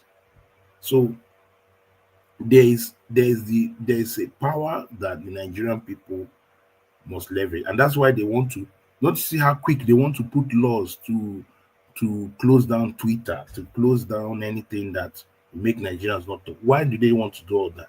Because they know that we have that power, but we are not leveraging on it. And I pray that somebody like Peter B and the rest of the guys will be able to leverage on it so that we can push some of these electoral reforms that we want as a people. It's no longer just shouting, but how can we start channeling it? How can we start channeling it? The TikTok groups that are talking and all the groups that are talking on Twitter, everybody just talking different things, which are, for me, they are completely irrelevant. All right, there will always be bigotry. Bigotry, we are seeing it on the highest level, and they don't care about it. They are doing it openly. So let's not waste our time with that. Let's change what needs to be changed so that we can introduce that new Nigeria that we all crave for. And the only way we can do it is to keep that external pressure. Have you not seen that all the activists have been exposed? How many activists do we have? They are all money people. Everybody looking for clout. They're just money people. So the real activists are those of us on the streets in Nigeria. Those common people are the real activists. Their voices are the real voices. And those voices will need to be amplified continuously. Then it now troubles them in the House of Assembly. Then people that can push it will need to push it through. People like Ikenga, all those kind of people, those are people that can push some of these things we want to push. And then if they get public, okay, Nkenga was pushing a bill, but there was no publicity about it. Did you notice? There's no publicity, so the bill did not have anything to fly.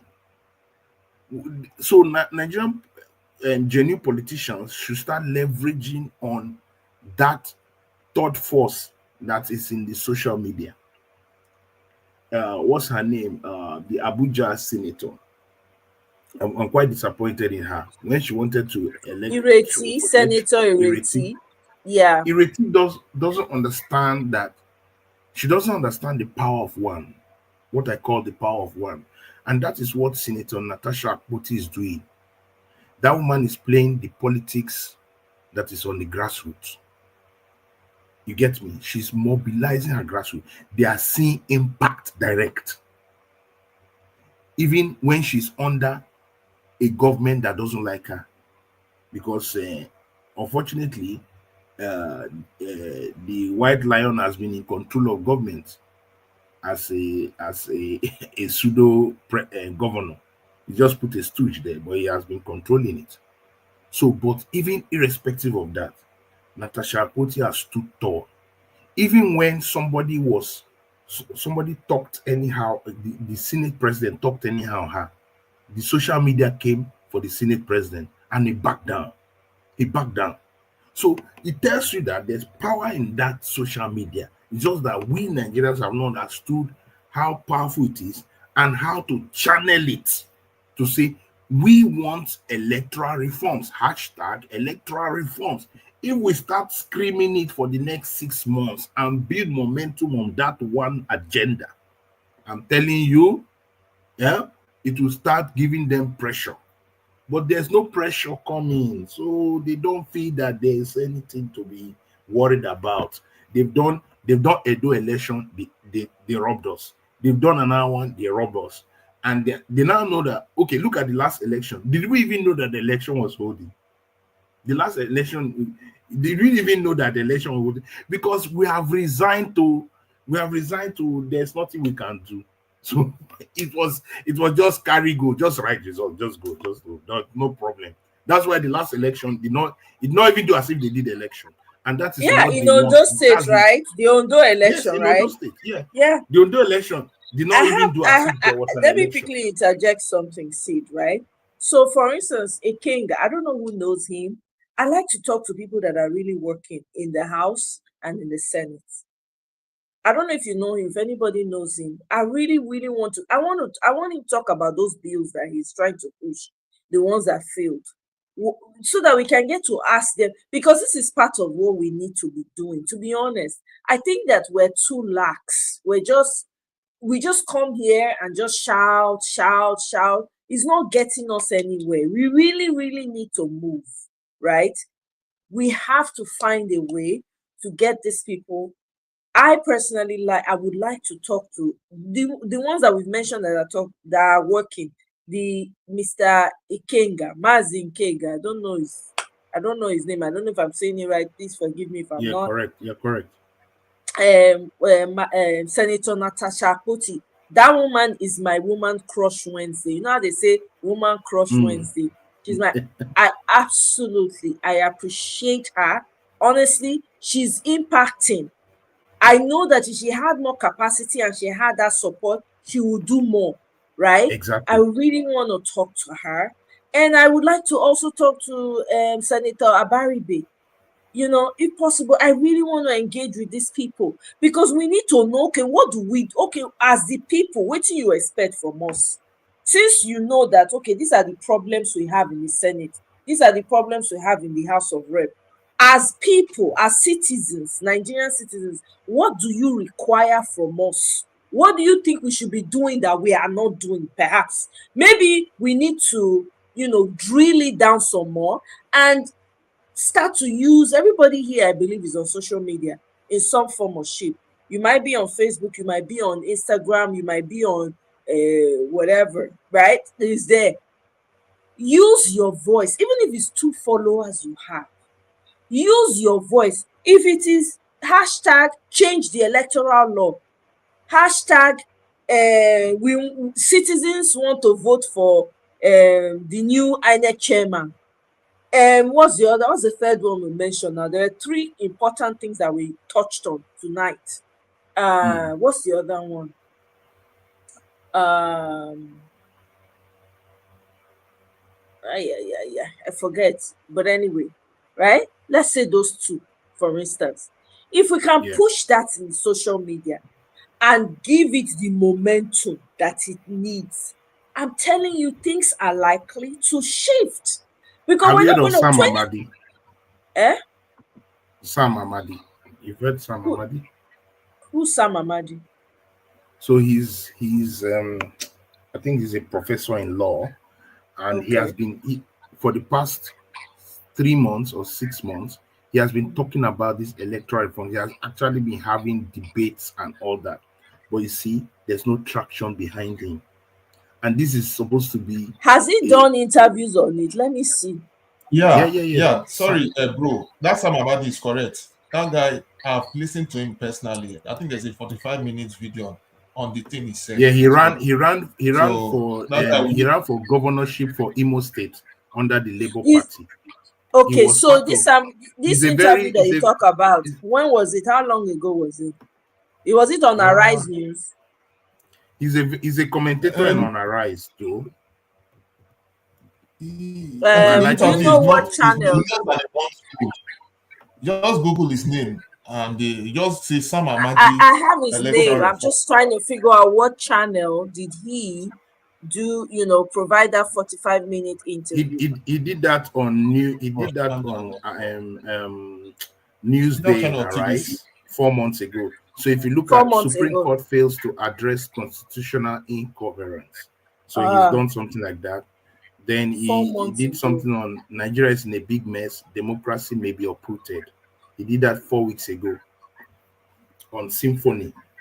He did that on Symphony. So so Nigeria is in a big mess. Democracy may be uprooted. Sam Amadi speaks on revolution and other options. So this kind of intellectuals. Yeah. And then he said on that he said you are not just corrupt, you are incompetent.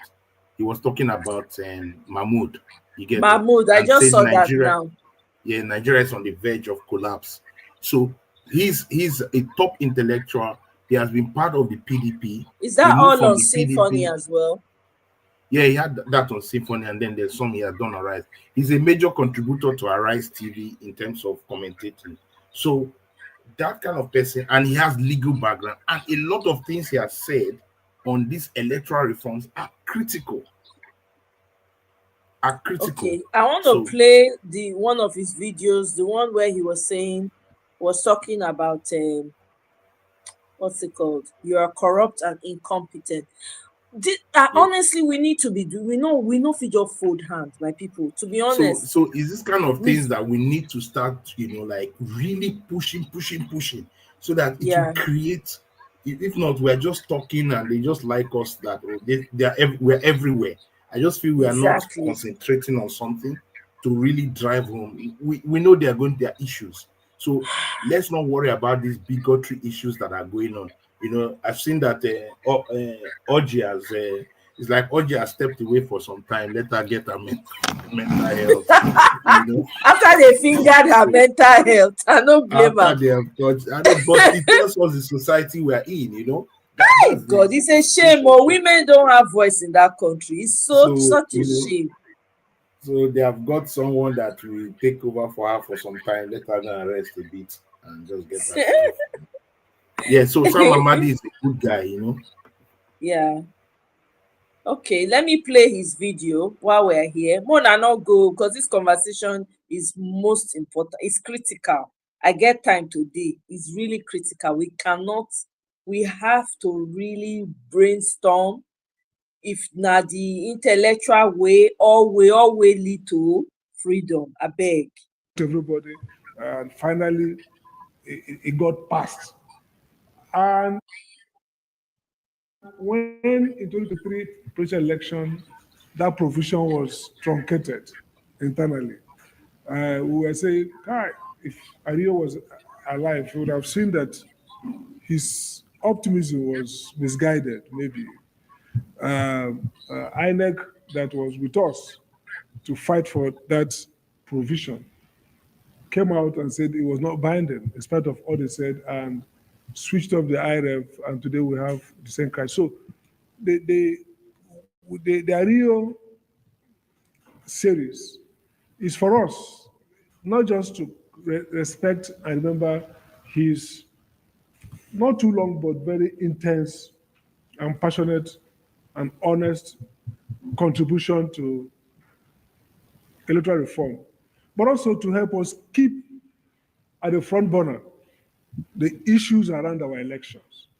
So today, the Abuja School, we want to start a conversation around basic, far-reaching reforms that we must undertake. I will call it the National Action Plan. The idea is that after this conversation today, we're going to have to develop some kind of plan and map our stakeholders and engage. And what is driving this? What is driving it is a realization that the Nigerian democracy is at the verge of collapse. That's really only those who pretend that it's not about to collapse. And it won't just collapse. The nation might as well collapse with it. Anybody who has eyes to see, whose eyes have not been blinded by greed or over-involvement in the politics of this country, by now knows that there is a deepening loss of confidence in the electoral ballot or the ballot system or electoral system to help change government. The last election almost forecloses the possibility that with the current INEC, with the current structure and the current judicial setup, many people, many reasonable people would argue that there's no chance of removing a government that is not performing in 2027. And so I think that even if it was very urgent in 2022-23 to fight for electoral reform, it's actually more urgent now that there should be a coalition of civil society and political parties, especially opposition political parties, to take seriously. You hear that, guys? It's emergent. Exactly what I was saying. Exactly what you were saying spoke just my now. mind. Honestly, No option. there's no option. No. Let's go ahead. The demand of real, not peripheral, real electoral reform. We're going to share our thoughts about what that real electoral reform means in a second. But let me say that the real point for us is Nigeria does not have all the options available to it. That's for real. Anybody tell you that we have is joking. If you watch the political events in the last couple of weeks, and if you also read the Guardian newspaper editorial of 2 days ago that the presidency reacted sharply to, what it points to is the fact that there is now, and there should be now, serious concern about the safety of our democracy. No matter what happened, if citizens can block military vehicle and be urging for military takeover, the truth is the only attraction of democracy is that twofold. One, that democracy provides incentive for good performance. So democracy, through its peculiar incentive that people in office can be removed, help them to focus on promoting the well-being of citizens. So democracy's only merit, or two of its merits, is that somehow, through that mechanism, it can create good outcomes. The second merit of democracy is that democracy can stabilize a polity. So if people are disputing on the right to govern, and they have free and fair process, then they will not invest in self-help and violence. They will invest in strategy to convince the people to keep an eye on the governing elite, to criticize them, so that they too will replace them through peaceful process. And that's what the Constitution talks about, democratic, that nobody should take over power except by democratic means. So if elections are no longer free and fair, if there's no longer confidence that the electoral system can allow you to change government peacefully, what will happen? Citizens will resort to unconstitutional means of getting to power. It's simple. And we can't close our eyes to what's happened across the West African continent. That we are surrounded by countries that failed to have free and fair election, and the result was military rule. That's a fact. That's a fact. That's what happened in Burkina Faso. That's what happened in Niger. That's what happened in Mali. That's what happened in Guinea at some point. The moment nobody has confidence in the electoral system, then it's a matter of when before democracy is uprooted. That's the fact. So it doesn't matter whether Guardian was right or Princess was right, we have to deal with that. And so that's why we are saying that at this point, Nigeria faces a danger that the last Edo election, at least for those of us who are still struggling with the 23 result, Edo election forecloses to many people the prospect of this INEC under this condition running free and fair election. So we articulate, let me get something. So we look at some of the things that should be done. Historically, we have always had electoral failure, but some opinion would say that it's now aggravating. And again, so we now want to look at what are the basic propositions. First, we're looking at institutional change. Institutional change requires that when you manage, so you look at, when you look at institutional change, you look at not just the law, but how the legal reform sits into the institutional framework. So Ways report as early as, immediately after the Yar'Adua's electoral success in 2007, Yar'Adua set up the Ways report. And the Ways report did a comprehensive job. One of the funny things is why the political elites collectively rejected that report. Not just Ahmed, Jonathan, who was then PDP president, when Yar'Adua died, failed to implement a very reasonable.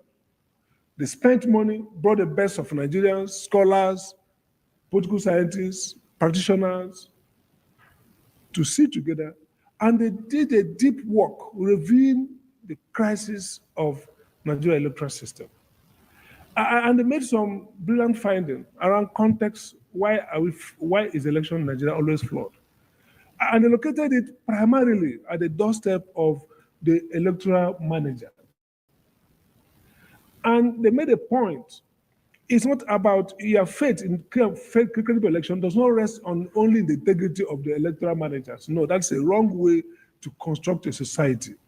You don't construct social outcomes on the basis of presumed character of role occupants. You construct it first on the integrity of the institutional framework, which you can then match with credible people. So the Ways report says, first thing to do, dismantle INEC as composed, create a different electoral body. Now, there are multiple models of electoral reform. If you look at, keep going. If you look at, next slide, my friend. Okay. So if you look at, no, go back. Okay. So if you look at the electoral system, there are multiple models that the Ways report recommended. One of those models we used to have is the government control model.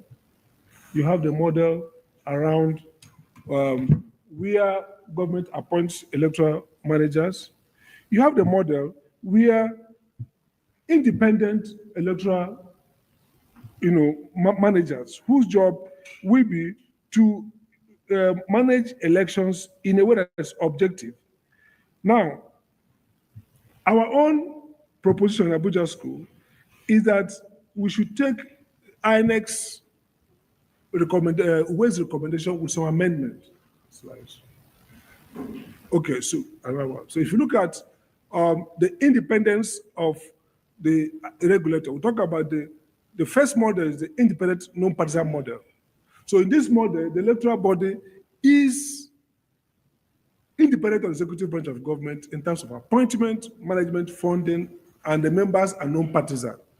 The second model is the independent partisan model, which requires that although the body is independent of the executive branch, its members may represent political parties though the chairman may be. So in this model, all the parties might be represented in the electoral body. The third model, the judicial model, where the electoral body is independent and dominated mostly by judicial officer, and finally, the government model. Now, the Ways report accepted the non-partisan, the independent non-partisan model. It recommended merit-based recruitment for INEC chairman and members. Merit-based, you apply. Equivalent of Judicial Service Commission will be involved, or even for the National Judicial Council will interview, recommend to Council of State, 2-3 people, and the Council of State, the president, they will now appoint and send to Senate for confirmation.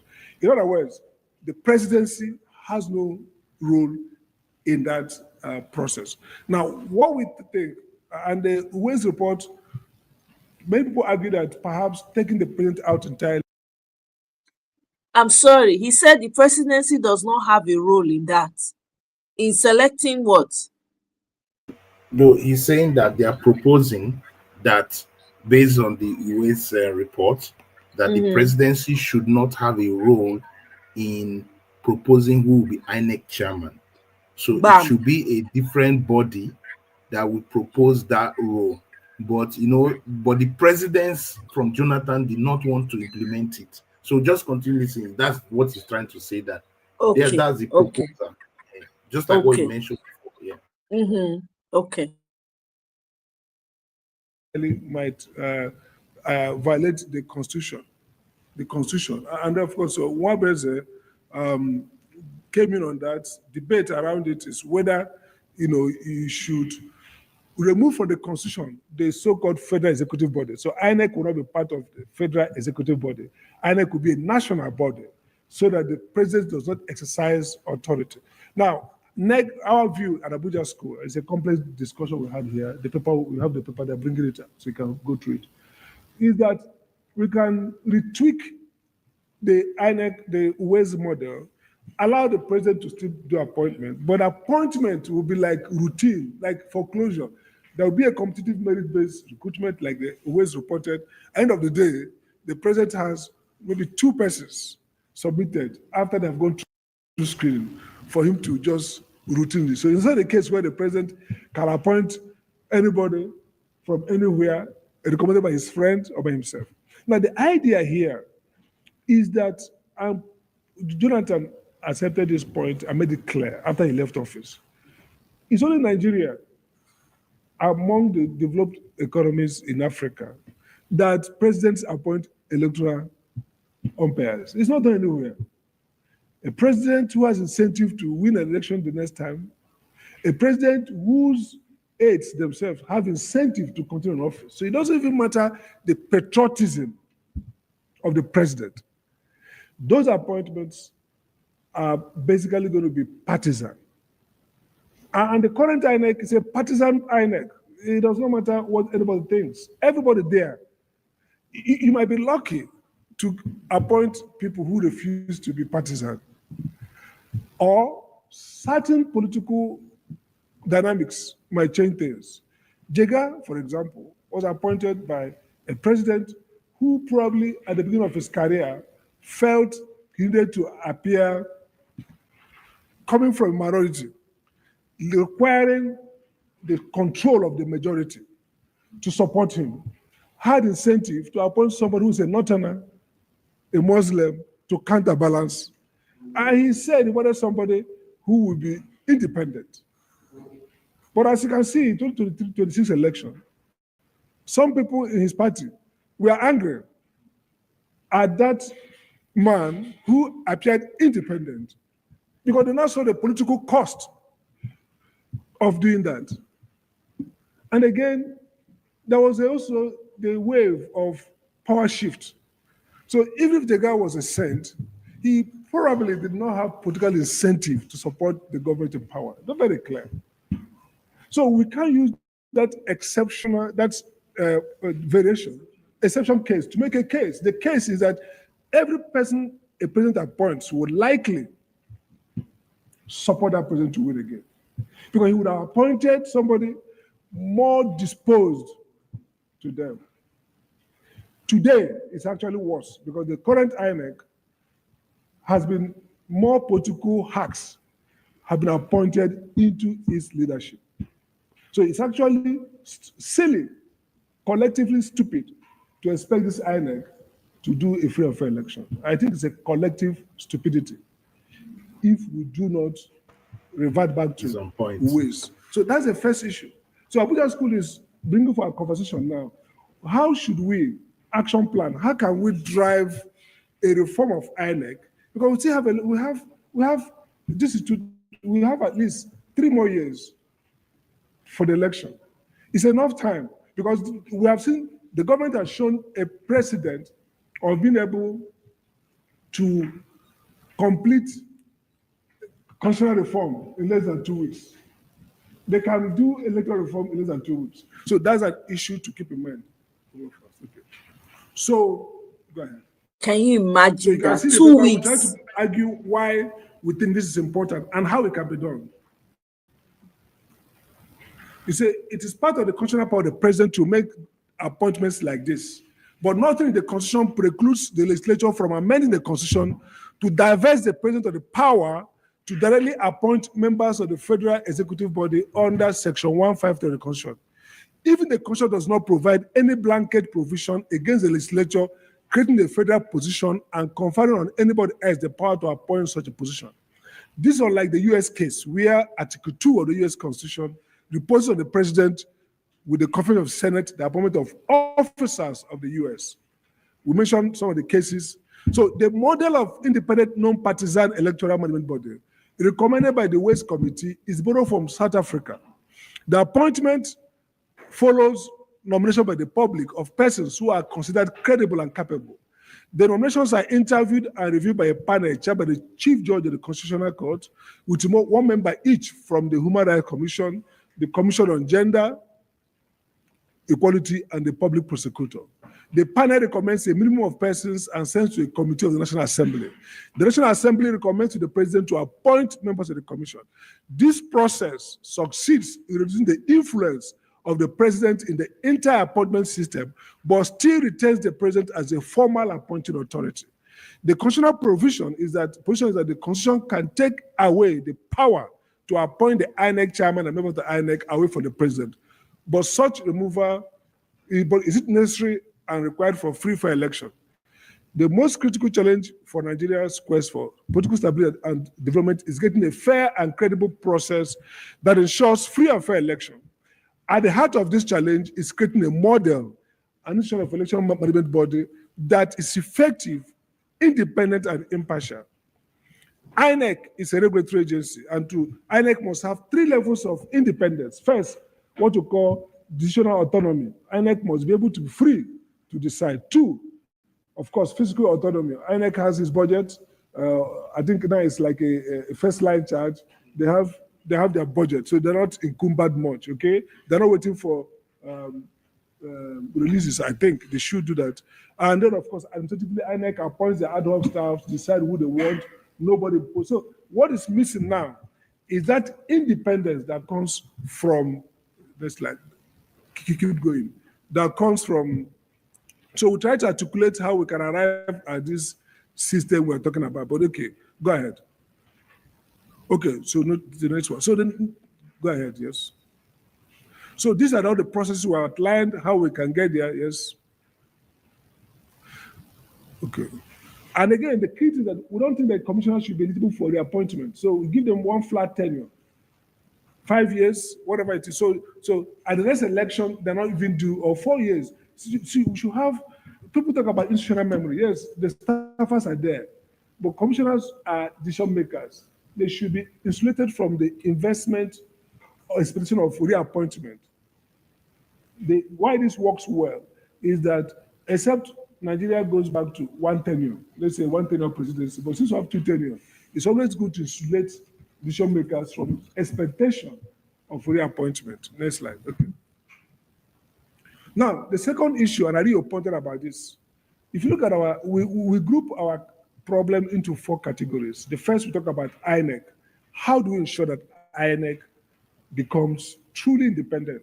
Now, independence does not necessarily guarantee complete 100% performance, but independence helps to insulate and immunize decision makers from undue influence.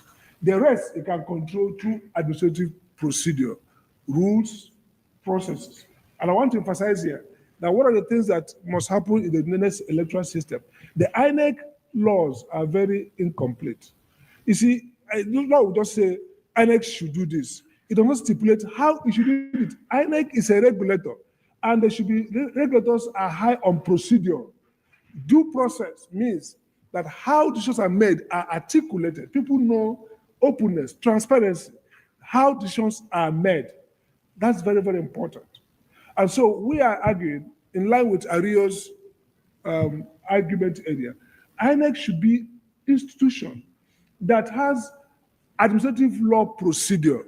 So, for example, if INEC has to make a decision around a political event, people outsiders will know how they will make the decision. They should know how they vote. Again, look at the central bank that regulates finance.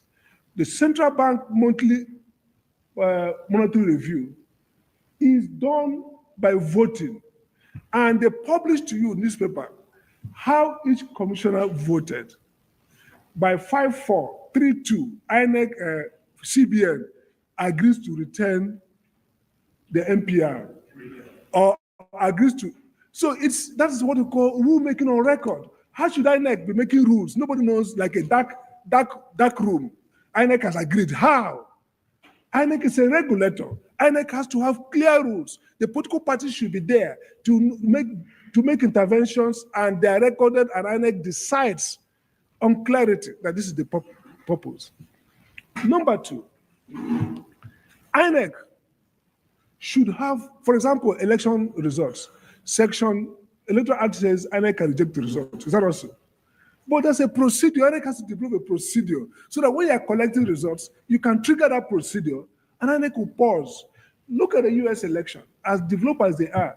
Look at how many cases that are in the court defining eligibility to vote, how long votes can be cast, can be counted, whether some states can delay counting to 2 days, 3 days. These things are being discussed through the electoral body.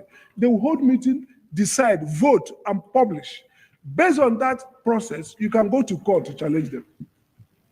So for me, INEC is totally has no capacity, has not developed procedures for managing the election. And that's why we're having problems. That's why the courts are struggling every day, deciding what the court shouldn't decide. If INEC had a quasi-judicial procedure, what the court should be looking at is simply, did INEC follow their rules? Bingo, off. If INEC does that, that's their right. You go and do election. But today, there's no rules, there are no records. The second issue is primary and sponsorship of candidate. Ario, in the video we showed about Ario ago, Ario made a point that the INEC should be hard on political parties. If I use the word, say force them. Now, look at the transition. The Supreme Court has been very, varying since the 1980s on whether the parties should be regulated. The Supreme Court started by saying no, don't do that. They might say yes. So if you look at the last decision, the Supreme Court is still confused as to whether parties should be left to manage themselves or to what extent parties should manage themselves. And so, if you look at the 2023 election, the Electoral Act, it tries to create some sanity by saying that you have two options of direct, indirect primaries. And saying even indirect has to be democratically, but it's not enough to say so. Lay out procedure. And that's why we think that maybe it's time now to create a political party registration commission like Uwais recommended. You know, because of our over bureaucracy, people don't want too much. But INEC has proven not to be focused on regulating political parties and campaign financing. That's INEC is not doing anything about it. So our recommendation is that there should be more express laws or rules that tells you how a candidate should emerge. Yes, the parties will choose their candidate, but the parties must have a guideline. For example, in the US, it's clear how the parties do their primaries. The courts do not impose on them, but they don't make up the rules as they go. The rules are set. Where there will be Congress, where there's primary, everybody knows 4 years ago that Iowa will do a caucus, that New Hampshire will do a primary. And these are the primary goers. These are everybody knows. So they don't leave it to party chieftains to say, this is our candidate for election. Even when Trump was doing 70% against, what's the lady? Haley. They kept the game on until each place, you see that she got 15% of the votes, until they run down, because there are rules to run down. Even when Biden stepped down, Kamala Harris, they had to do some delegate through. So the point is this: there must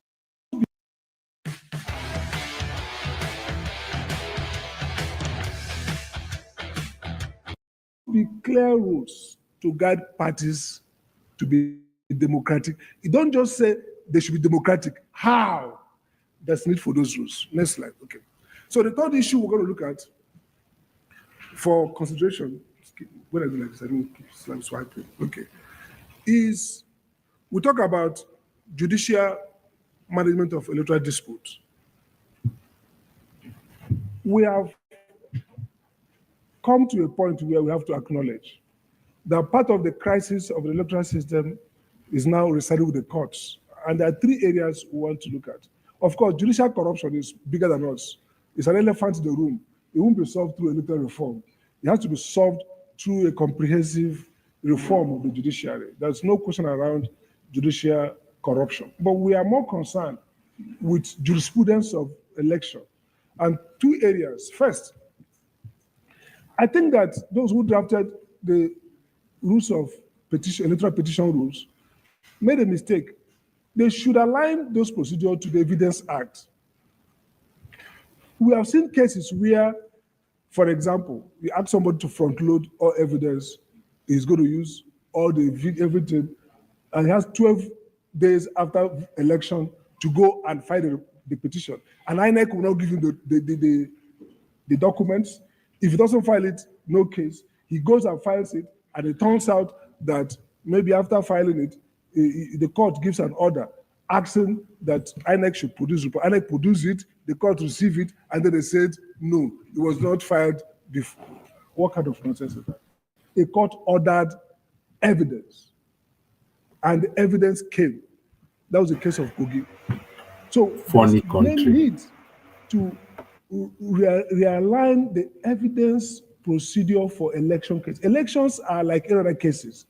There should be no reason why courts should overlook clear evidence of electoral malpractices under a very perverse technical rule.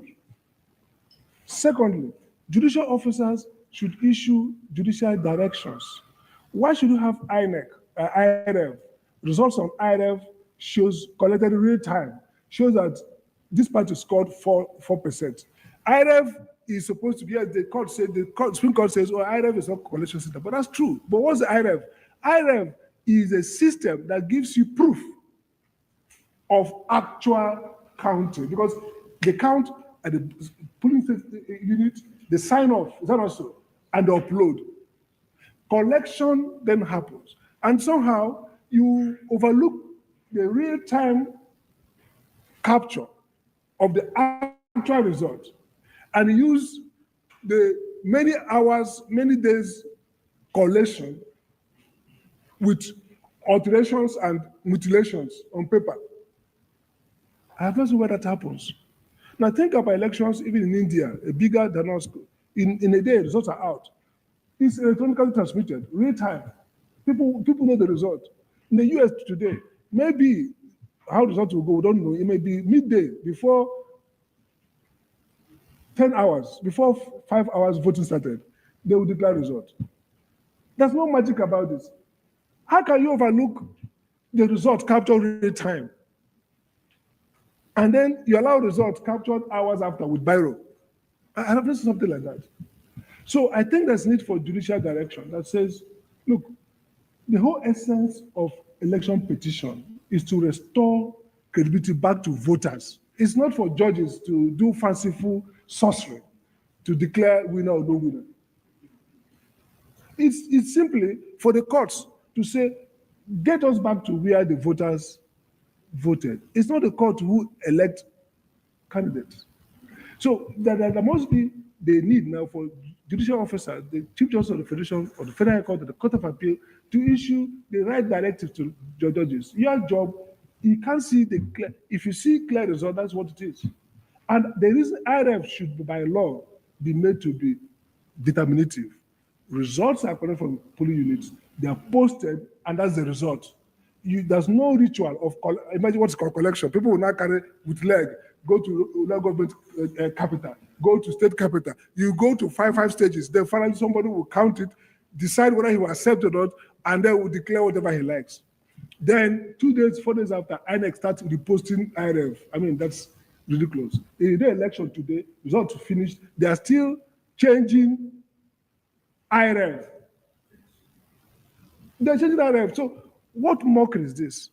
So I think this is now time to deal with this once and for all. And don't forget where we're starting from. Anybody deceiving you that this country is not at the verge of collapse is a joker.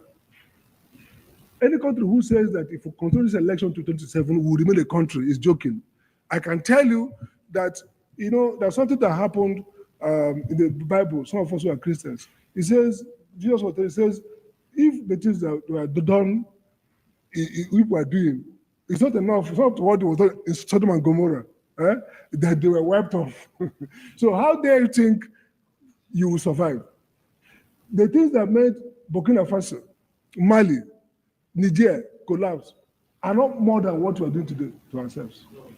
So somehow we wish that if we issue a press statement, we will divert the tragedy. That is wrong. The final, go back. So we talk about judicial management. And again, that's another one I missed out, is around, so the final point wanted to talk about is, apart from INEC, yes, we talk about the primary process, and then, just 1 second to get, so yes, then electoral finance, I didn't mention about campaign finance. Abuja School went to court and got an order that INEC should issue directives for campaign finance. We saw the debate over Aisha Yusuf and the Labour Party, whether their records are good or not. Now, these confusions abide because there's no guideline, comprehensive guideline for campaign finance. We are taking with INEC. We won the case at the High Court. INEC has no guideline. INEC is doing nothing. INEC is only doing election. The day of election, they rig it and go home and call civil society again to talk about planning for the next one. Everything they ought to do, they never do. INEC is not just corrupt, it's incompetent, thoroughly. How can you have a law, the Constitution says that illicit funds, campaign finance from outside will not come to the country, number one. Number two, Electoral Act talks about limits, individual contribution and spend. Still, INEC has no process to ask parties to keep accounts. Now look at what happens elsewhere. Before you declare as a candidate in the US, for example, when you declare, every moment you issue a statement, how much you have received, how much you have spent. Now, how do you know money laundering? How do we track criminals who are investing in election? Okay, how do we even track money used to bribe officials? So you hear every year that to run for Senate in Nigeria, you need 10 billion. People tell you to run for. That 10 billion is not spent on the media, it's not spent on logistics, it's not spent. This is money perhaps used to corrupt public officials for electoral purposes. How can you track it if you don't have a comprehensive reporting mechanism? Because that reporting mechanism is what triggers whistleblowing. In fact, once you require parties to enter those entries, they will make mistakes, which is easy forensically to trace what they're doing. No rules, no processes. So that's something that we must, go to. So to conclude, the idea, I wish all of us were here when we played that Ario. Maybe before we start the conversation, we'll play it again, because that Ario video, tells us a few things. So what Abuja School wants to do openly is we want to solicit our comments, views, and then we'll develop action plan and go to the former heads of states, generals, everybody. The idea is the first step. There are two options for Nigeria now. The option of revolution now, Deji. The option of revolution will go and storm the Bastille. Take out the guys and take over masses. Or the option of a national consensus on real electoral reform that can guarantee that when the government is not performing like today, the people can be confident that they can remove that government. Because if people are not confident that they can remove a non-performing government, whether at the state level or the federal level, then the incentive for them to engage in extra constitutional, criminal, violent actions is high. The countries that have fallen into disrepair and chaos are not, they're not children of Satan, and we're children of God. The difference is that the system keep failing and refusing to be reformed. We are grateful that Nigerians, nobody likes to die in Nigeria. We are good people. We don't want violence. We don't want problem. That's why we will do some 2 days of protest. We go back and eat, but we can't continue to trust our luck. This is now time for serious leadership on this matter. And Abuja School wants to bring together a coalition. I'm ashamed that the opposition parties are doing nothing about electoral reform. It's a big shame. They are running around on how to be president. But on the evidence of Edo, evidence of Imo, evidence of 2023 presidential election, some of you are even more cynical. I don't see how anybody can think about sitting on incumbent government with the kind of electoral system we have now. I want to end there and say thank you for coming, and we are going to have a few people who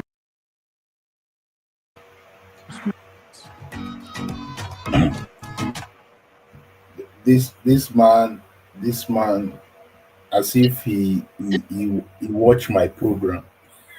Yeah. He spoke my mind As exactly. if we watched his program. As if we watched his program. Now we watch his program. Everything. I said, everything and this is the first time I'm listening to this. Point. That's just what it is. And let's Nigerians not deceive ourselves. Like I said, we could talk too much, but this is what needs to be done. And if we are not ready to do it, let's just relax and watch it as it goes, because there's not going to be anything. And it tells you there's a lot of work to be done. There's a lot of work to be done. You hear when he said that it's disappointing that these political opposition parties, instead of them to be doing, yeah. There's no, it's not about PDP, like I said, it's not about PDP. No, those things are irrelevant. What we are facing now, those things will be obsolete if we don't move fast. Exactly. What is happening now? So let Nigerians not be wasting their time saying this one, that one. No, the time of, it's not, did you see him talk about, it's $5,000 or 5,000 naira you give people. That's not what is the problem. Exactly. The problem is that it has been bought. It has been bought. It has Highest been bidder. bought. Yeah. So they have bidded it, they bought it, and you can see the corruption in the laws, and the only way is to mount pressure. And he's telling us there's no much option that we have. There are only two options. And we have limited time too. We don't have time. I was saying it. We don't have after the election. I was on the program with Aisha, Yeah. and she had the program. She was just talking about the elections, and the first thing I told her was, first of all, Labour Party, build your consensus and start attacking the electoral reform. You need to start. I said this is the first thing we need to do: attack the electoral reforms. Because if you don't attack that quick, as this man is consolidating, it becomes hard, though. It becomes hard because he knows it. He knows that the power is in that electoral reforms. And you can see, look at all the laws, they're all vague, very vague. And so INEC can get out with guidelines because the guideline tells INEC, do whatever you want. That's what I tell you. IREV means nothing. The He real, said it too. laws, He said he alluded to it. Go ahead. Yeah. The real laws are just, and the first time they brought in these laws, when people were shouting during Buhari's time, I went and looked at it. I said, oh no. That's what I said. I said, oh no. That what people are shouting that, oh yeah, we have put new laws, is actually rubbish. Because I looked at it and said, it's not ironclad.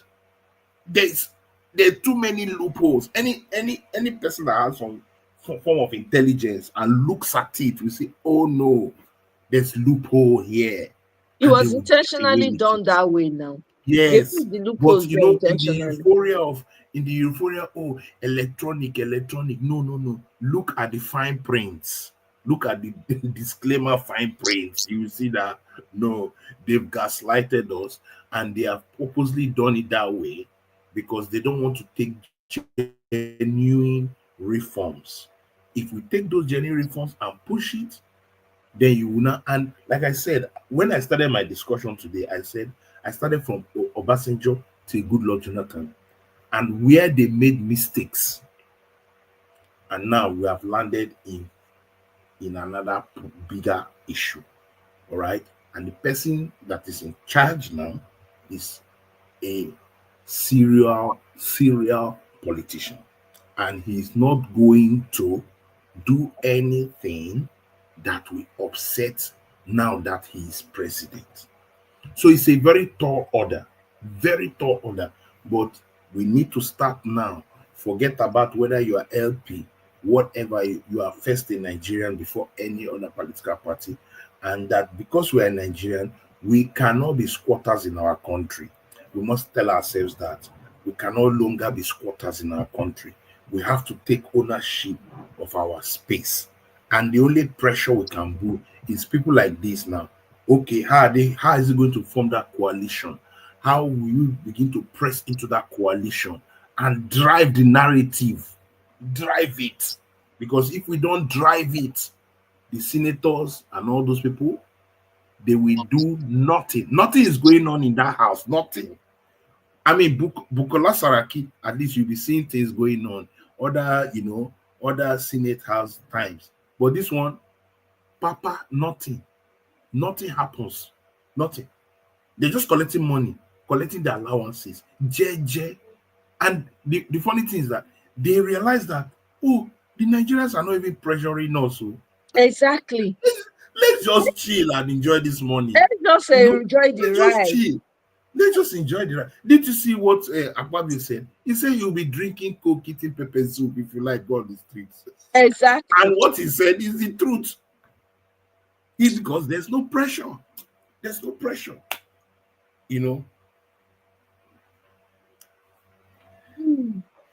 So it's the way it is, unfortunately. But anyhow, we can get these people, to keep talking and keep pushing out the ideas so that people will really know the real problem. Let's not chase too many shadows. Yeah. What I see is that there's no coalition of ideas let's focus on one thing: electoral reforms. Until you get that right, before you do constitutional reform, or Right. before you do what do you call it? Yeah, constitutional reform, or you want to do true federalism and all that, all those good ideas. If you don't have that power with the right persons, it will not happen. So we need to see how they will find a way and bring it back to the center. And then we can now start really look at what he said. It's only in Nigeria that the INEC chairman is appointed by the president. No country, people have moved on from that thing. And we just continue going. Oh, giant of Africa. We giant. Don't deceive yourself. We are not close to it. You know, see South Africa election, clean and clear. You can see what's going on right on spot. India is bigger than us. You can see everything. It's only in Nigeria we're doing this. And what he said is true. The West African coast is already occupied by military. But unfortunately, Tinubu knows that. He has bought the military already. The current COAS guy, Lieutenant General Oluyede, the current one, the new one, he's not a Yoruba man. Exactly. I'm Yeah, not being, I'm not being bigotry, but I'm just telling you that. No, but it's obvious. It's obvious. Yeah, but he doesn't care. He's like, he's going to basically win everything because he understands that if I buy, it's Nigeria PLC. If you buy everything, if you pump money and buy everything and put it in your pocket, they will do your bidding. They will do exactly what you want. And that is what is going on. That's what is called state capture. And people say, oh, he cannot do it. He cannot capture it. No, he can actually do it. Yes, I He already can captured actually do it. it. Because if he has the DSS, go and see what this guy is talking about. The current Ribadu. Ribadu that was rivered, Look at Ribadu. Ribadu is organizing prayer now. With her first lady. Security. Can you imagine? How did that prayer thing stop? How did it stop? It stopped because of the power of social media. It's the power of social media that pushed it back. If not, the thing was already organized. But because people were shouting in the social media, it was like an embarrassment. They shifted from it. So I'm telling us, we have that social media. We need to leverage on it, support this kind of people that are beginning to call this BS out and push against it. All right. So thank you very much, Omoye, for the time. Thank you so much, Sid. In fact, I really appreciate this video. Just sealed everything that we've been talking about on this panel, everything in one video, especially about the electoral reforms that you have been talking about. I have to give you all the credit, Sid, because you are the one that's been saying, I beg, English. Let's shut down the country. My own are the violence way. But you choose the route of which we can do both at the same time anyway. You are dirty sister now. You are dirty. That is your senior boyfriend. Telling you that is say where you show, I don't show fast. You dirty and Okonkwo, you are in the same. I'm telling you, we're in the same. Which I don't. I mean, we need both sides. We need both sides. Because all this speaking of English, electoral, all these people know they hear the English when they speak. They don't buy everything finish, So Jefferson, thank you very much. I know you said you were going to leave. Thank you so much for joining the panel. I really appreciate it. I hope you have a wonderful night. And I hope to see you next time. Thank you for being on the panel. Your submissions are always welcome and they're always on point. I appreciate you. So yeah, I mean, we continue to talk, we continue to push forward. We not get choice. As it be, make we dey push and forward. I think that we need to keep having. I think as a result of this life and coming to the end of it, I feel like this is where the focus should be. Pushing for all those changes for whatever it's worth. And then also people on social media should leverage on their social media platforms and hashtag the hell out of it. In fact, I think I'm going to be making a couple of hashtags going forward. Electoral reforms, hashtag, electoral reforms, and then hashtag shut the system down. I'm going to look for what I'm going to try and remember what that said and use that. So guys, Mama Echo go don't sleep. That one I know. She know they take her sleep play.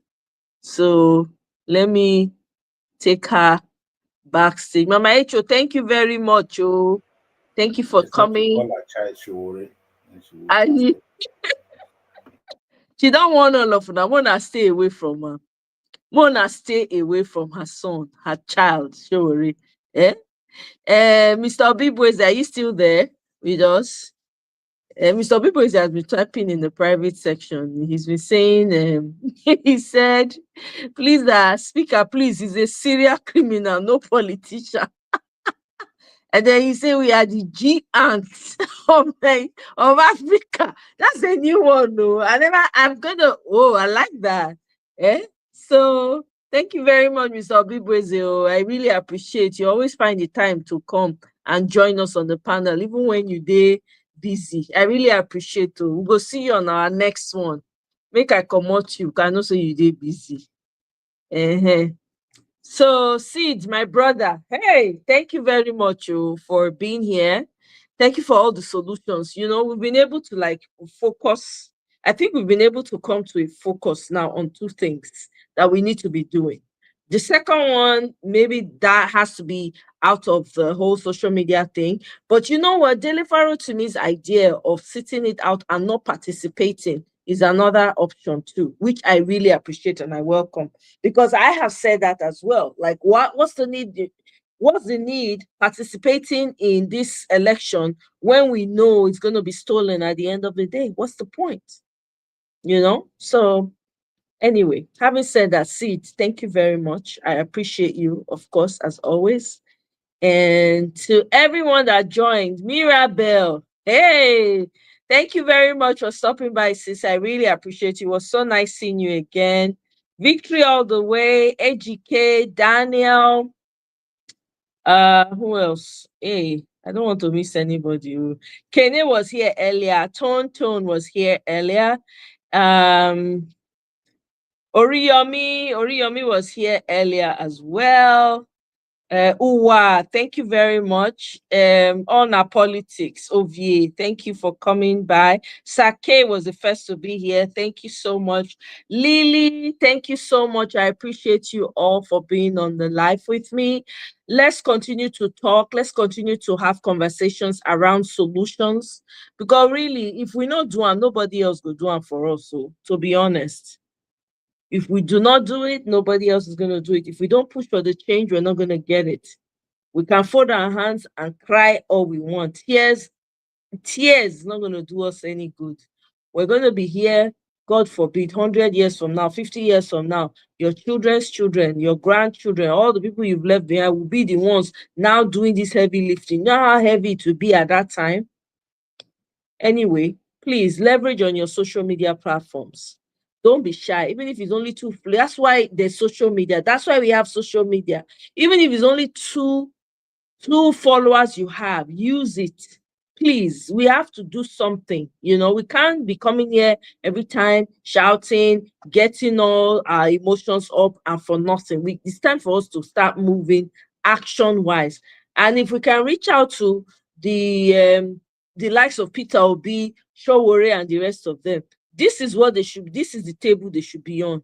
Showore is on his own revolution. Okay, fine. Anybody wants to join, no problem, right? But Peter Obi, anytime they have the opportunity, let them talk about these things. Let Peter Obi talk about electoral reforms. Let's make that a trending matter. At least we're going to get somewhere. Because social media has power. It has done so much for us as Nigerians. I want to say it's almost like social media was created because of Nigerians. So the amount of things we've been able to at least do, even though it looked small, but we've been able to move something.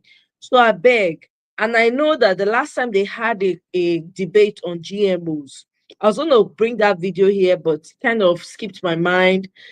so many things happening at the same time in Nigeria. So I probably will bring it at some point. We need to talk about that because that was a debate going on the Senate floor, or is it the House floor? I think one of the two.